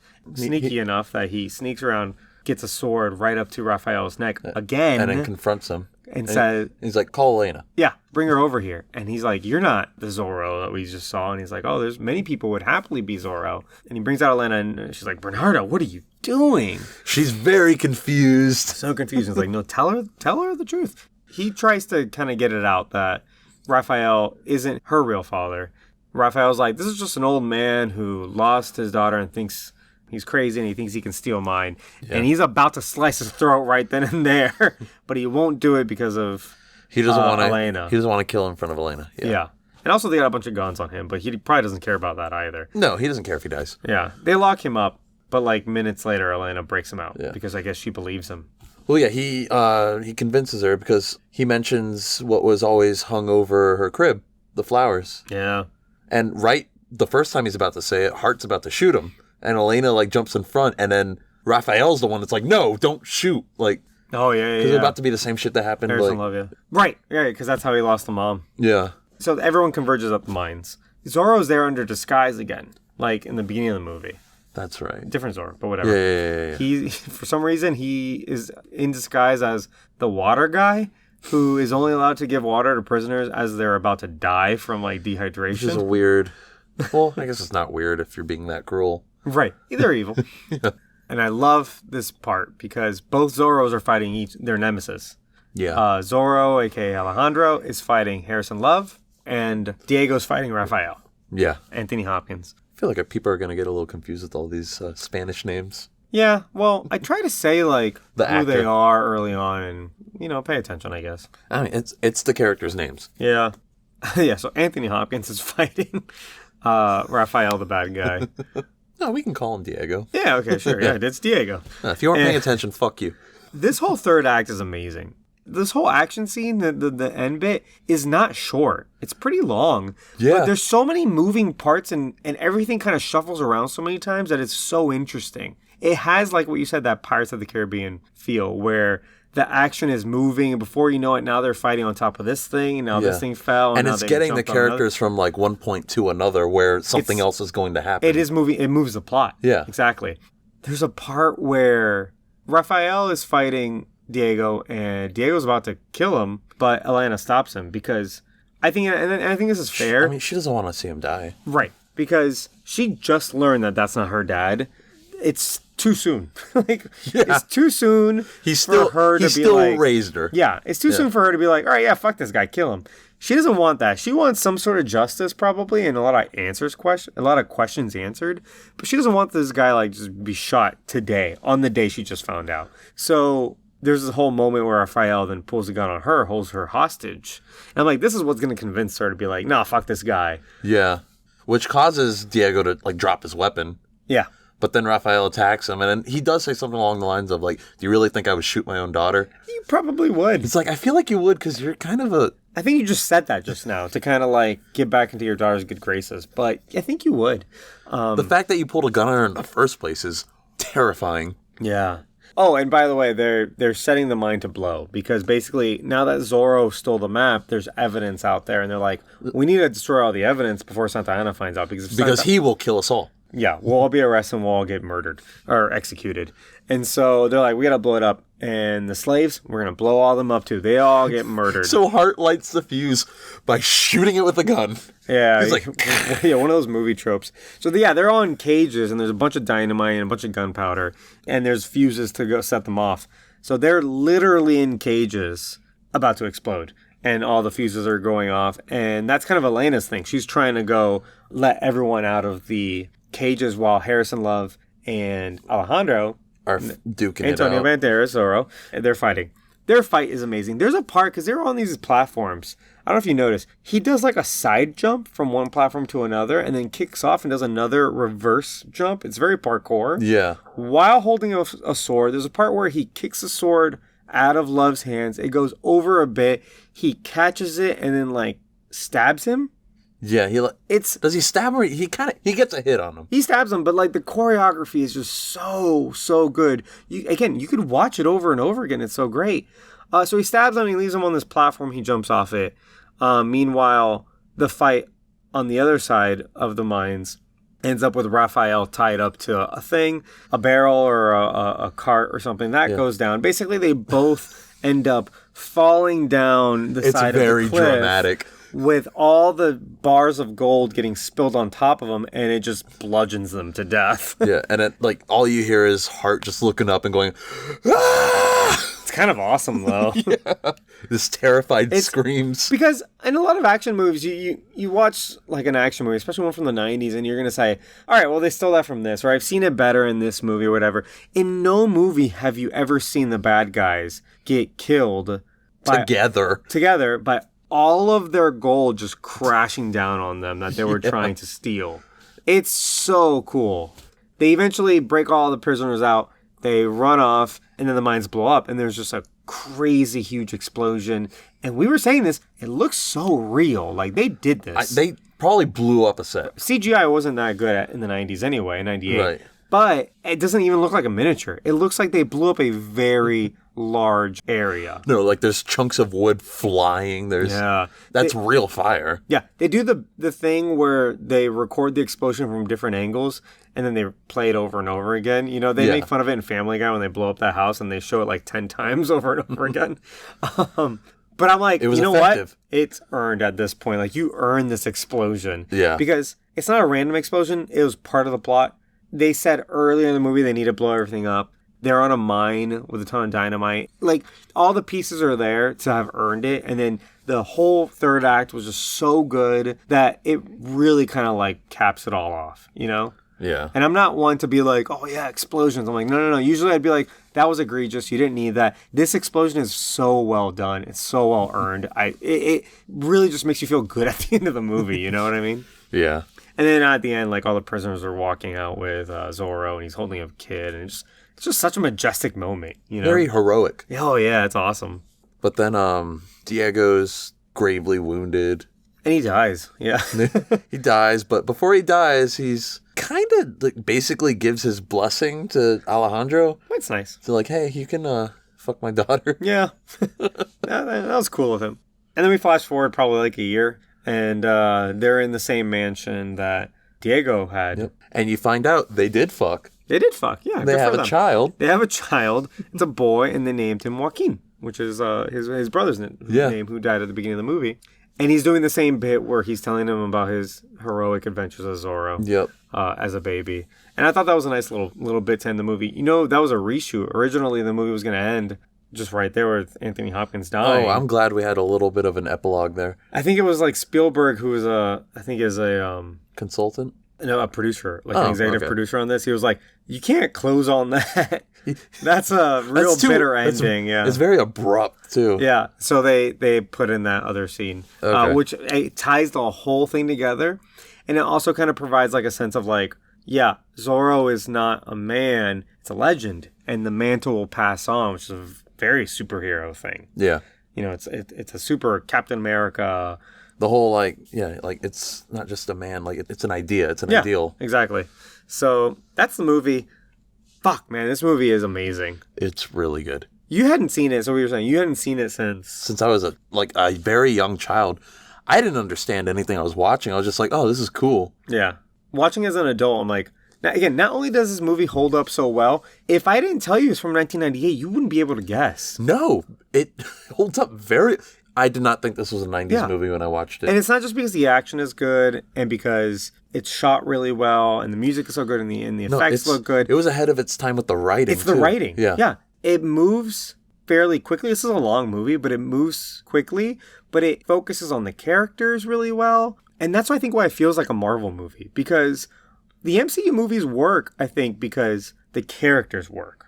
Yeah. The reason we'll watch 4 Thor movies is because we saw this character progress. We saw him in all these other films. And we understand him so well now. Yeah. You know, you enjoy being around the character because he's fun. And you want to see him grow. Yeah. That's why all these Marvel movies work. If you put the time in developing the characters, it doesn't matter how many movies you make. It doesn't matter what they're doing in the movies. You'll watch it and you'll enjoy it. Then you just be sitting around at a house party all day. The scene in Avengers 2 where they're just sitting at a house party, it's like one of the best parts of the movie. It's, really nice just seeing the characters interact. Yeah, and they do so much character work. They really put that into this film. You feel for every single character in this movie. Yeah. You feel for Elena. You feel for Diego. You feel for Alejandro. Even the villains, and they don't. Even Raphael, like a little bit. They do a good job, I think, of balancing that. Of like, you spend time with the villains, but it doesn't overshadow the heroes like those Batman movies did.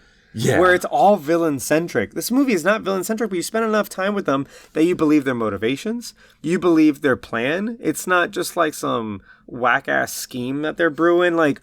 And this is a period piece. They're not going to freeze Gotham. Exactly, and this is a period piece, and it fits with the piece of history too. Yeah. So it's kind of like when you watch a movie that's supposed to be like an alternate history, and sometimes it digresses a little bit, kind of like Captain America or Inglourious Basterds. Inglourious Basterds is what I was thinking. Yeah. This one could plausibly be in history, and we just didn't know about it. And that's kind of my favorite kind of these alternate history movies. It's very swashbuckling. It's very fun, but it's also very grounded still. Exactly. Yeah. Yeah. I think the most incredible thing in this movie is that he would learn to do all these backflips that quickly. Or that he would learn the tango. I think that was the part where I'm like, all right, that's not realistic. But the rest of this movie, yeah, like you could, and even the parts where they show him learning how to sword fight, they have all the moves numbered, and he's like, all right, do 2, 4, 6, do 9, 4, 8, and he's doing all the positions. You could Which is very Karate Kid. Yeah. Show me wax on, wax off. Exactly. And you could believe that after a month of this, he might be the best sword fighter. Yeah. Because he's trained by the best. Which I guess it could be realistic that he was training for like a month with this guy. Yeah. So this movie's directed by Martin Campbell. Oh, okay. So he went on to do Casino Royale, 007. But he had already done GoldenEye. One I haven't seen. I saw GoldenEye. God, I can't believe I haven't seen that movie. GoldenEye. GoldenEye's great. This is the guy that they get to like reboot 007 because he did GoldenEye and Casino Royale. And GoldenEye is considered like the only good Pierce Brosnan one, right? Pretty much, yeah. But he's Ooh, he did Green Lantern. Oh, so maybe he's not that good. Well, he directed it. He didn't write it, did he? Yeah, it's just one of those things where like, what are directors doing sometimes? You know, different directors do things differently. They have different kind of reigns, different levels of control over their production. Because directors don't always write the script, but they do get the actors to follow whatever the hell is on the Sometimes they script. have less control than you'd think, too. Yeah. Depending on how that production goes. It's just their names are the ones attached to it, though. Yeah. But, I mean, some of the things that he has done have been really, really good. Yeah, GoldenEye, such as GoldenEye, Casino Royale, Mask of Zorro. He did a sequel, Legend of Zorro. Apparently this movie was good, too. The Foreigner, the one with, wait, is that the one I'm thinking about? Yeah, the Jackie Chan one. Oh, shit. Wasn't that movie good? He doesn't have, like, a huge list of movies that he's done, though. No, but anyway, it was written by John Escal, Ted Elliott, and Terry Rossio. And these guys are known for doing Aladdin. Okay. Shrek. Classic. And some of the Pirates of the Caribbeans. Okay. The good ones, right? Maybe all of them, for all we know. And looks like the good ones are on there. Yeah, and you really get that, that kind of swashbuckling action with, like, wholesome characters. Yep. But also, it's really funny. And the then, humor's spot on. It's very Aladdin. It's very Shrek. And it's very Pirates of the Caribbean. And, like, during the action, there's a lot going on, but it doesn't confuse you, Yeah. Unless you're not paying attention. If you're not paying attention, you're going to be lost. So what you were saying is that, the movie was originally supposed to be by Robert Rodriguez. Okay, it was supposed to be. So it's produced by, at least in some capacity, by Steven Spielberg. All right. So Robert Rodriguez had to back out because they were debating on budget. And so they wouldn't give him the budget that he wanted. The irony is that they went over budget by a ton of money because they filmed on location. And then they filmed in Mexico. It made it a great movie, though. Oh, it looks amazing. Yeah. Okay, but here's some extra irony. The movie's set in California. You could have filmed it in California, but they filmed it in Mexico. Well, I guess to get that look of, like, the 1800s look, because there are obviously villages in Mexico that still look like that. And I think also it was to get a ton of extras, because there's maybe like 200 Mexican extras in this movie. Yeah, I imagine that made it pretty easy for them to do that. But also, Robert Rodriguez casted, before he left, he casted Antonio Banderas. Well, yeah, because they love each other. Oh, yeah, they're like best friends. Yeah. Antonio Banderas was in a lot of his movies. Spy Kids. At the time, he was in Mariachi. And that was before this. Yeah. So he drops out, but also Robert Rodriguez wanted a mostly Spanish-speaking cast, which makes sense. Yeah. This is a Mexican culturally... It's also a very Robert Rodriguez thing to do. He just does that for a lot of his movies. Oh, he's Mexican. Yeah. Obviously, he wants the representation there. Yeah. And after he leaves, they cast a bunch of white people. But Antonio Banderas is there, and pretty much everybody who's not, to this film's credit, everyone who's not one of the top billed actors in this is indigenously Mexican. Yeah. So, like, every extra, even a lot of the speaking parts, basically everybody who's not Antonio Banderas and Catherine Zeta-Jones and the two bad guys. Oh, sorry, not Antonio Banderas, Anthony Hopkins, yeah. Yeah. The bad guy is played by Stuart Wilson, who is that's Rafael Montero. He was in Lethal Weapon 3, he was in Hot Fuzz, and he's in a movie that's on our list. Wait, which one is it? Really? Teenage Mutant Ninja Turtles 3. Oh, the worst one. Yeah, he's in that. Damn. So we'll see him again. But that brings me to my next point about this movie. It's like the whitewashing debate. Yeah. I don't worry. So I've got a lot of thoughts on this because, okay, so if you don't know, whitewashing by definition is when you take like a role that should belong to someone who's not white American and you give it to a white American. Yes. Or like a white person. And it was supposed to be someone of a different like ethnicity or race. Yeah. And there's different, obviously, like levels to this, I feel. I feel like a lot of people are also like misinformed on it as well. It depends. Again, there's different variety. And we're going to get to a couple movies that have a lot to do with whitewashing, like Ghost in the Shell. That was like a big hot button issue when that movie came out. But for this, I think for example, Catherine Zeta-Jones is Welsh. Which is nowhere near. But she's also, because here's the thing. She's playing someone who's Spanish. Right. Wales and Spain are basically like an hour train ride away from each other. Right. Maybe a little bit longer. And she has like Gaelic genes, and she said, I was like trying to tap into that to like get some of this like Latin genes or something stupid she said. I read. But it's not that far-fetced because Spanish people are white.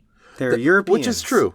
And she's playing a Spaniard in this movie. And so I'm like, to me, I'm like, okay. It's not that bad. Because let's look at why whitewashing would be bad is because you're basically saying, I don't want to go hire a culturally accurate actor because I would rather have this other actor who's white, who is more reliable or has a better track record, who has his career.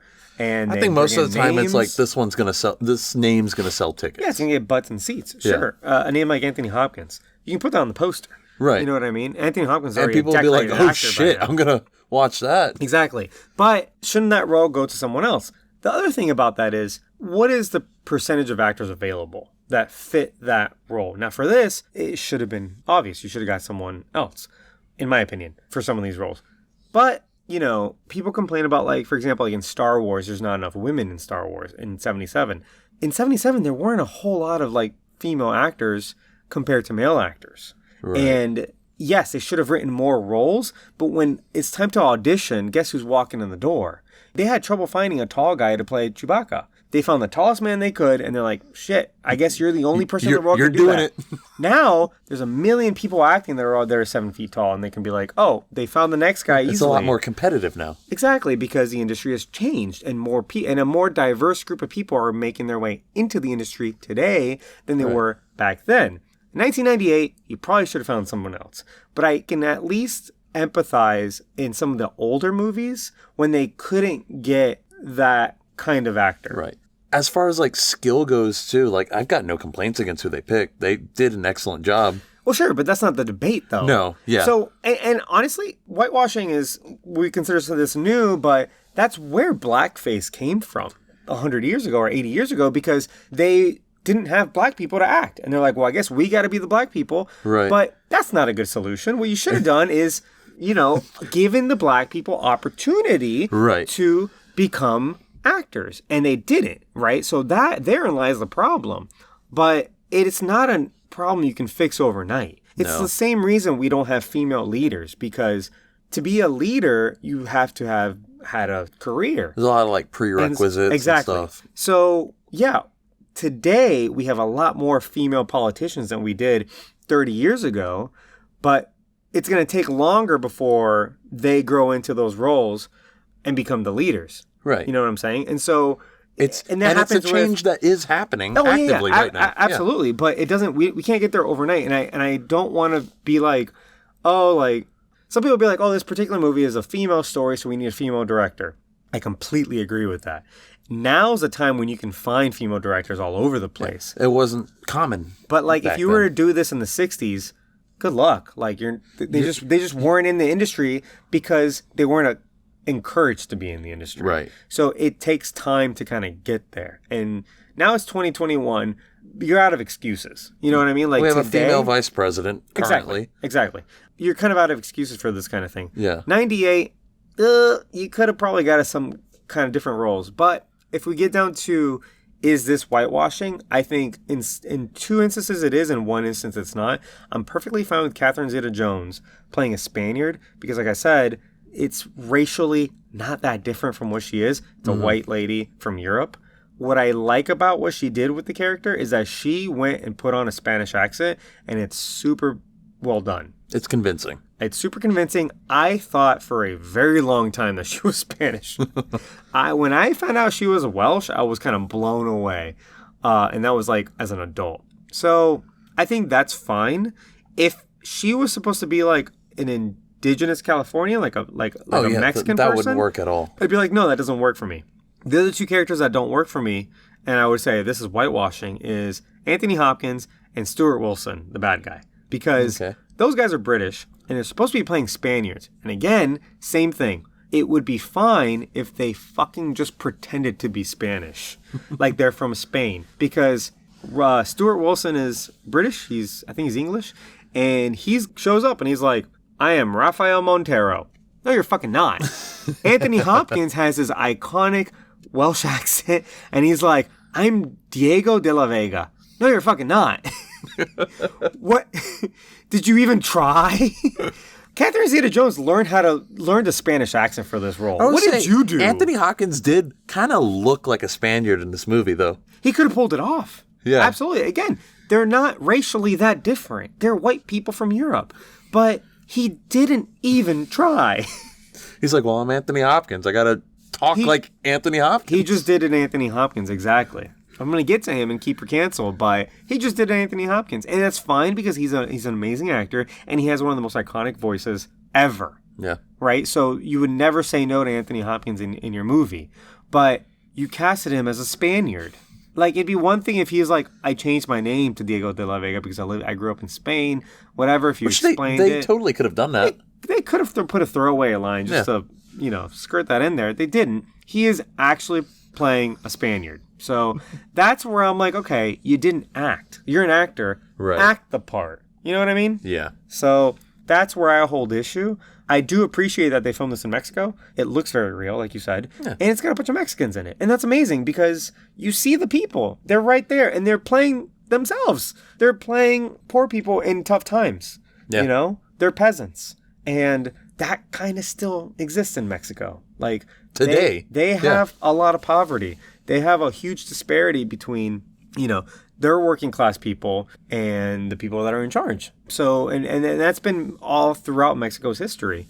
The other thing I saw about whitewashing, jump in if you have anything to say, by the way. Right. Is that Antonio Banderas shouldn't have been white. Well, he's literally the only Spaniard here. He's actually Spanish. He's from Spain. He's from Andalusia. And he's an amazing actor, and he kills his role. And I love to see him, on the poster as a superhero. Here's a Spanish-speaking superhero for us. This was a big deal. That's why my parents were super jazzed about it, because Zorro's always been played by a white dude, and here's at least a Spanish-speaking person, even though he is a white dude. He's from Spain. Right. He's not... Spanish people are white. Yeah, exactly. It's not actually like one of us. But a lot of people said Zorro should be Mexican because he is a man of the people. Right. Now, where you draw the line there gets kind of weird because Zorro is this rich gentleman in story. He's got a mansion. He's got a butler. He's a Batman, right? Yeah. Therefore, he would have probably been a Spaniard. A Spaniard living in Mexico or in California. Yeah. And he would be using his wealth to fund his escapades and be a Robin Hood where he provides for the peasants. He provides for the people. He's trying to save the people from their government, right? But also in this movie, his character is from California. He's like a poor kid. Right. Therefore, maybe he should have been played by a Mexican. So I don't know. Take that as you will. But also, he was amazing. And he is Spanish-speaking. And that was accurate. Had they put fucking Arnold Schwarzenegger to do it, I'd be like, this is stupid. I guess it's like, where is the line drawn? And here's another thing, is where I'm like, where is this going? Because this whitewashing debate isn't just about race. It can also be about sexual orientation, gender identity. It can be about disability. So a lot of people say, like, when there's an actor who is playing a role and he, like, doesn't have legs and it's CGI, they're like, well, you should have got a handicapped actor. How many of those are there? Not a lot. You know what I mean? Yeah. And so there are lines, and it is a scale, and we're moving the line over in a certain direction, but how far does it go? At what point you have to let the actors act? Right. Because that is what they're doing. They are just playing a role. Like, they know that they're not that. Yeah. It's just how the times are. I feel like you can't make a Harvey Milk movie again starring Sean Penn. No. I don't think we should make any movies starring Sean Penn. Okay, sure. I'm just saying, at one point, Sean Penn played Harvey Milk, right? Who is like this gay icon because he's this activist, and it was a biopic, and everyone was cool with it because he did a really good job, and it portrayed him in a very good light, and it really brought a lot of exposure to his story. But if you did that today, they would say you would need to go get a gay actor. I totally get it, and I can totally empathize with that. But at the same time, it's like, at what point are actors going to act? Right. Yeah, I'm not saying that you can't do that. I totally get that because, like, let's say even use like Brokeback Mountain as an example. Like, those are two straight men. Yeah. So I don't know. I don't know. I honestly don't know. And I don't know if that's actually based on real people, and I don't know if that's what makes the difference. That might have been a thing. Yeah. Yeah. Maybe that's a thing because Harvey Milk is a real person. Right. But again, like you said, like they're actors. They're playing a role to tell you a story. Yeah. So they're doing their job. Is it the overall message? Are you portraying the message well? Is it you portraying the character well? If you go out there and insult the character, now you're insulting people that character represents. Right. You know what I mean? Like, I'm not insulted by Anthony Hopkins, not even trying to be like a Spanish speaker, but at the same time, he could have tried a little bit. Right. But it wasn't insulting. Like, it didn't feel like it was insulting to No, exactly. People. It wasn't done in poor taste or anything like that. Right. Yeah. So, I don't know. It's a delicate situation, but my underwear's not in a bunch over this film. I thought it's fine. I'm pretty sure we both love this movie. Yeah. But it's something to think about, Hollywood, is all I'm saying. Yeah. Is, like, again, these guys are the race is fine. They're not whitewashed because these roles should have gone to people of different ethnicities and races. Right. They're more English washed because they're played by British people and they're supposed to be Spanish speaking people. Right. That's kind of it. Yeah. For me. And they didn't even try. If they had tried, it's fine. Because again, you see actors come and they put on an accent and you're like, oh my God, the accent was so amazing. They did such good work. Accents are very difficult. I think that's acting. I think we can't be like, you can't try that accent because you're not from this place. No. I don't believe in that. I don't either. I think that's kind of a dumb thing to be upset about. Right. As long as you're not actually whitewashing and you're taking this role away from someone who should be representing those people. Right. You know what I mean? It's like, Blood Diamond, fucking Leonardo DiCaprio is South African. Okay, well, South Africa is like half white. Yeah. So that's completely reasonable. Also, I fucking love that movie. It's pretty good. Yeah, it's pretty good. But otherwise, just try. Yeah. Do the accent at least. Yeah. Which Leo did in Blood Diamond. I don't remember if his accent was good or not. I don't remember if it was good, but I know he tried. He definitely had it, but I don't remember. Yeah. South African's really tough. It's a strange accent. There's a guy on YouTube who's a voice coach. He does, I think it's on Variety or one of those YouTube channels where they bring an expert and they pick apart like different movies that expert can speak on. And this guy's a voice coach and he does voice coaching for accents for like movies. This is his job. And he picks apart different people's accents and he has a bunch of videos and it's amazing to watch. I highly recommend it. I don't know his name, but maybe I'll link it below in the description. And he does he probably did Leo in Blood Diamond, but for South African, he does, what's that movie called about the South African soccer team? Oh, fuck. And Nelson Mandela is played by...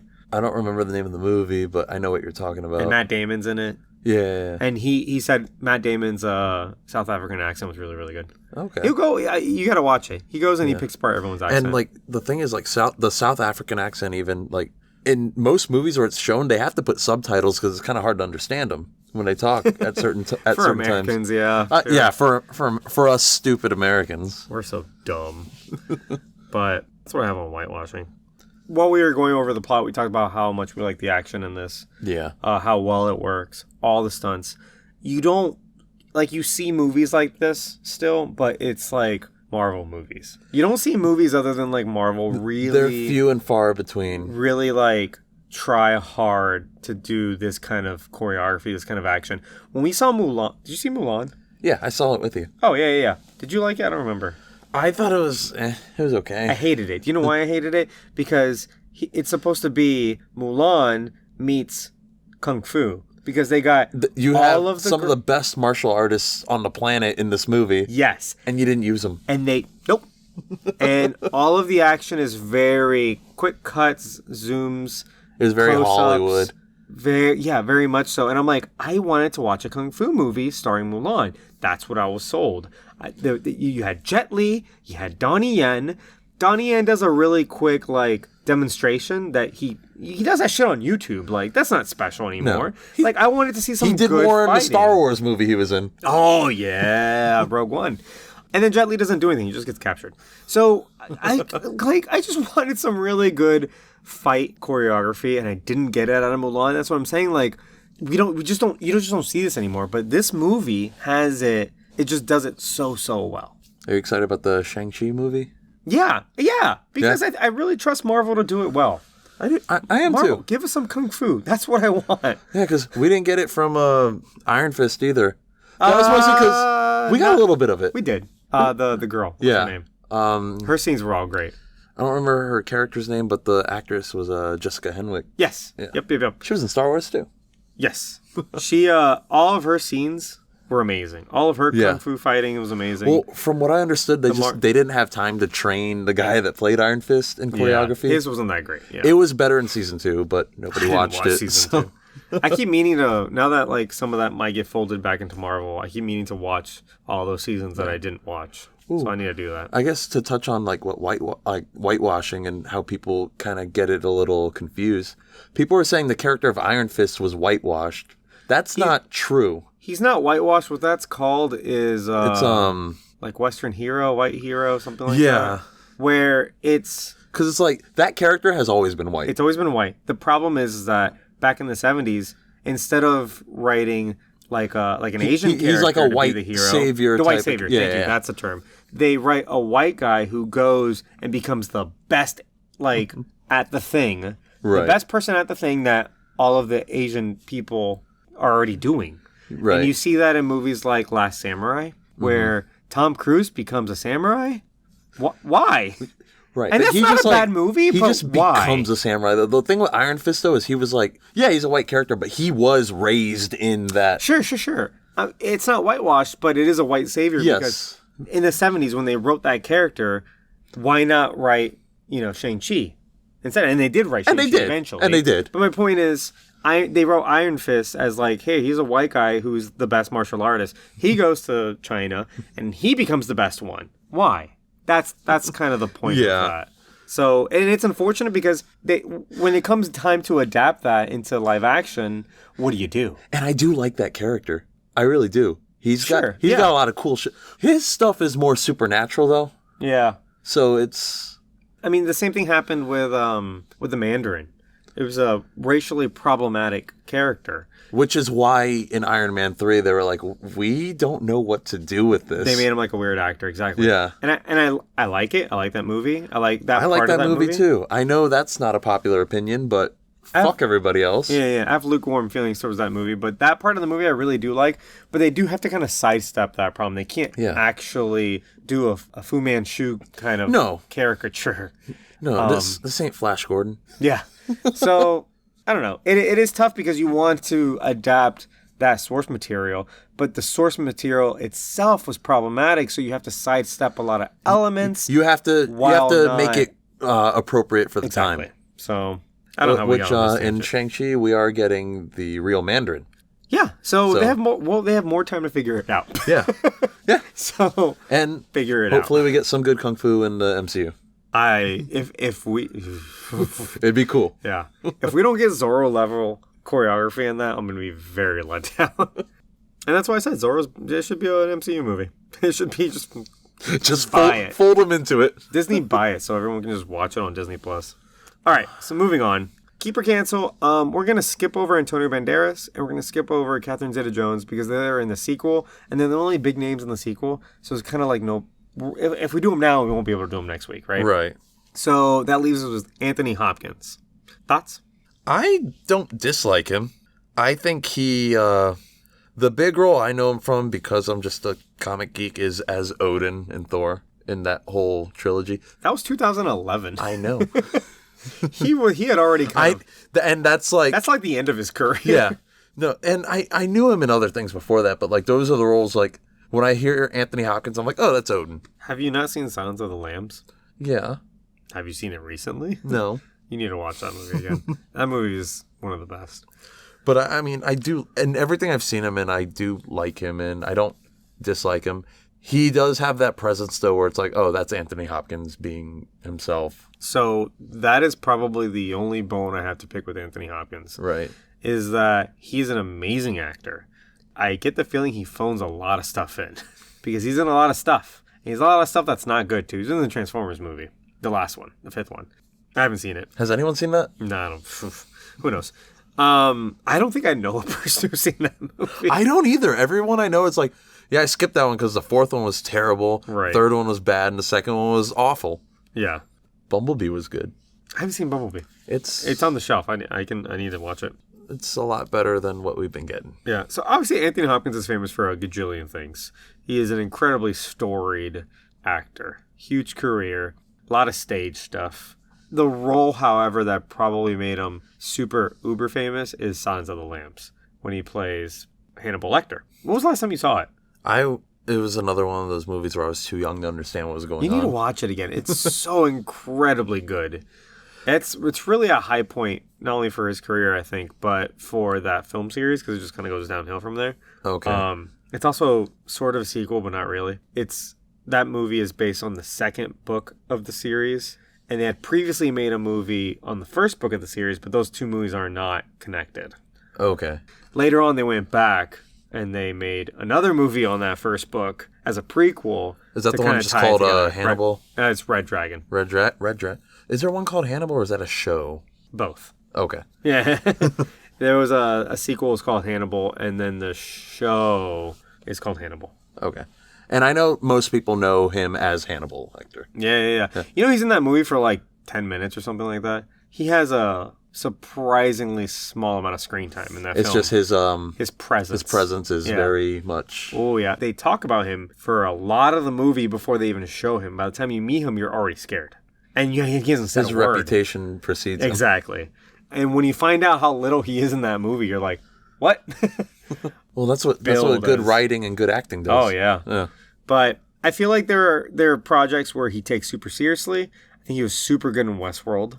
He comes back in in season 2 and 3, I think, but I only saw season 1. So okay. But that's the season 1 is where he has a very prominent role.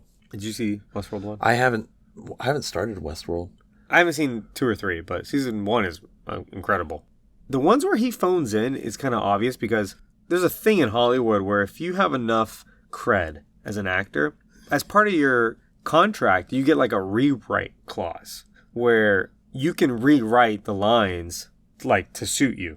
Okay. And it's the reason a lot of actors seem like they're playing the same role in a lot of movies. Because instead of going all in on a role that's brand new to them, they would rather say things how they're comfortable saying them. It's how some movies just feel like a Will Smith movie because Will Smith is saying the same things he said in a different movie, even though he's playing different characters. And every Nick Cage movie is the same. That too. Yeah. Basically, they think they have enough star power. They go in, they're like, I'm going to just redo all these lines. And they go and they do them. Anthony Hopkins is one of those people. And I'm going to tell you, I don't know if I'm going to ruin Anthony Hopkins for you for real quick, but he does a thing that I've noticed. And it bothers me so much because I noticed it a while back. And now every time I see him, like I catch it, where if he's doing any kind of exposition, he will, and like he's explaining things, he'll say something and then he'll say it a slightly different way, like a synonym, and he'll go back to his thought. So I wrote down some examples. He does that in Thor. He does do that in Thor. I wrote examples. In this movie, he says Raphael has some plan, some design, and then he keeps on talking. That's his thing. That's his thing. He has to like reiterate. Later on, he says, it'll bring you that much closer to your adversary, that much closer to retribution. Okay, like just pick one. In Thor, I went on YouTube. In Thor, he says, do you realize what you've done, what you've started? He also later in Thor 3 says, I imprisoned her, locked her away. And he's only in that movie for about 5 minutes. Yeah. Not even. 2 minutes. And that's, again, he just works that in. He has to like... Does he do it for like emphasis, you think? I don't know, but it feels condescending. Like, I know what imprisoned means. You don't have to tell me it means locking away, you know? And every time now I see Anthony Hopkins, I wait for it. And there are times when it doesn't happen, and it's those serious roles that he's really like... He's immersed in it. He's immersed in the role. But again, if you don't do this, then you're breaking the viewer away. Because now I only see Anthony Hopkins, the guy who doesn't want to read his lines correctly. You know, he just wants to stick a bit of himself in the movie. I haven't seen that Transformers movie. I'm sure he does it probably 10 times in that. I wanted to look up Mission Impossible 2 because he's in it for a minute, and he probably does that in there too. It's like that's his thing. Yeah. Again, there are some other actors you can catch doing stuff like this. It's like, well, you're Will Smith. It's like, oh, here's my little snappy comeback. Right. So you really appreciate those roles where they immerse into a different character, like you said. But if you're an actor, that should be every role. Right. Don't just half-ass some of them and be like, I'm going to do this my way. Like, don't just go in as yourself. That's not what I want to see. I want to see you being somebody else. And they don't talk like you. At least pretend to have a Spanish accent. I don't know. Try it out. See what happens. Maybe they did try it out. Maybe they said no. Maybe they're just like, ooh. You sound awful. Go back to Anthony Hopkins. That'll sell tickets. Yeah. So... Is he involved in like any like big controversies or anything? Or is he like overall like a pretty decent dude? I think he's pretty decent. I don't think he's hitting his wives. Like he's not Sean Connery? Like Sean Connery. I say keep him. Like, even though he may, like, you may have noticed that little thing with him, like, I still think, like, when I see him on screen, though, I still enjoy it. I think he can get away with anything now because of certain roles that he's been in. You know what I mean? And it's, so, like, when I was watching those clips on Thor, because I was looking for him to do this, he still acted really well. Like, it's not like absolutely. He just went in and read the lines. He went in, probably got the lines on the day, was like, okay, in character, let's go. Because he's incredible. Because even when he did, like, that line, like, do you know what you've done, what you started, he delivered it well. Like, he was angry as fuck, and you can tell. I just watched it just now. It was awesome. And then Loki's like, can I? And he turns around to Loki. He doesn't even say words. He goes, rah! Like, shut the fuck up. And I love that part because I'm like, if you were that angry, that's what you would do. Yeah. You wouldn't even say real words. You would just make a noise, like, just trying to get him to shut the fuck up. Yeah. And Loki, Hiddleston just goes, oh, okay. Like, backs up. Like, that was probably real. So, he's an incredible actor. I just wish he didn't do shit like this. Like, go all in on your roles. That's easy for me to say. I'm not the actor. But, look, man, he's on the fence for me. I kind of want to be like, oh, yeah, fuck you, canceled. But, you know, he made Silence of the Lambs. And that's, you can get away with anything now, I feel. And he was a narrator in The Grinch. And I love him for that, too. Did he do that in The Grinch? No, because he's reading the storybook. Oh, okay. Yeah, I guess you're literally reading the storybook, so. Yeah. And he slipped in some acting in there too, because there's some like sinister parts of that book where he's like, he stuffed the tree up and he just does it kind of angrily and you're like, oh, narrator. Whoa. What are you saying? So keep, but thin ice for me. I'll keep him. I like him overall. Yeah. Also, he's the Allfather. Granted, Odin's kind of a terrible character in the MCU. He does a lot of stupid, fucked up shit. Yeah, you're right. He's all of Thor Ragnarok was his fault. Yeah. Yeah. All of the first Thor was his fault. First Thor was Thor's fault. It was his fault, too. Thor went and picked the fight with the Frost Giants. Yeah, but Loki kind of became a bad guy because he lied to Loki his whole life. Yeah, but the whole thing was orchestrated by Loki. Yeah. Well, he did steal Loki, you're right. Yeah. Oh, he did the thing that Raphael did in this movie. Oh, man, he's a bad guy. Oh, wow.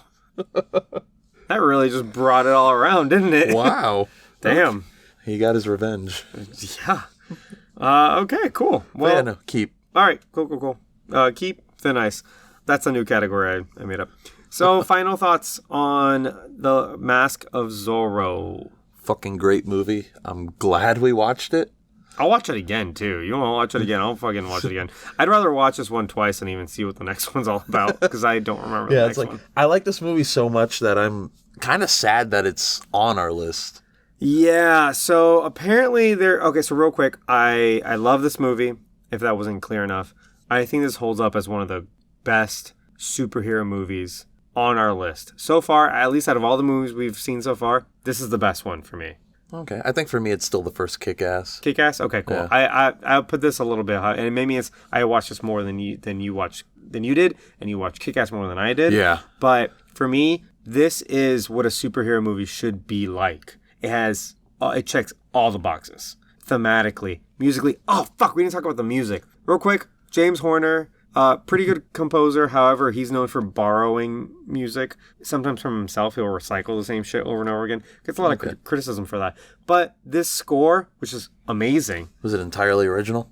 No, a lot of it is La Malagueña, which is like a kind of like a folk theme in South America. Okay. And it's been written and adapted a bunch of times. And he basically just stole the whole thing. It's the one where it goes dun dun dun dun dun dun dun dun dun dun dun. Yeah, that whole thing plays during most of the fights. It's most of the movie. Most of the score is La Malagueña, and so that kind of is dumb. But also, it's a great piece, so it works for the score. It sounds really good. But he kind of stole it. So anyway, but other than that.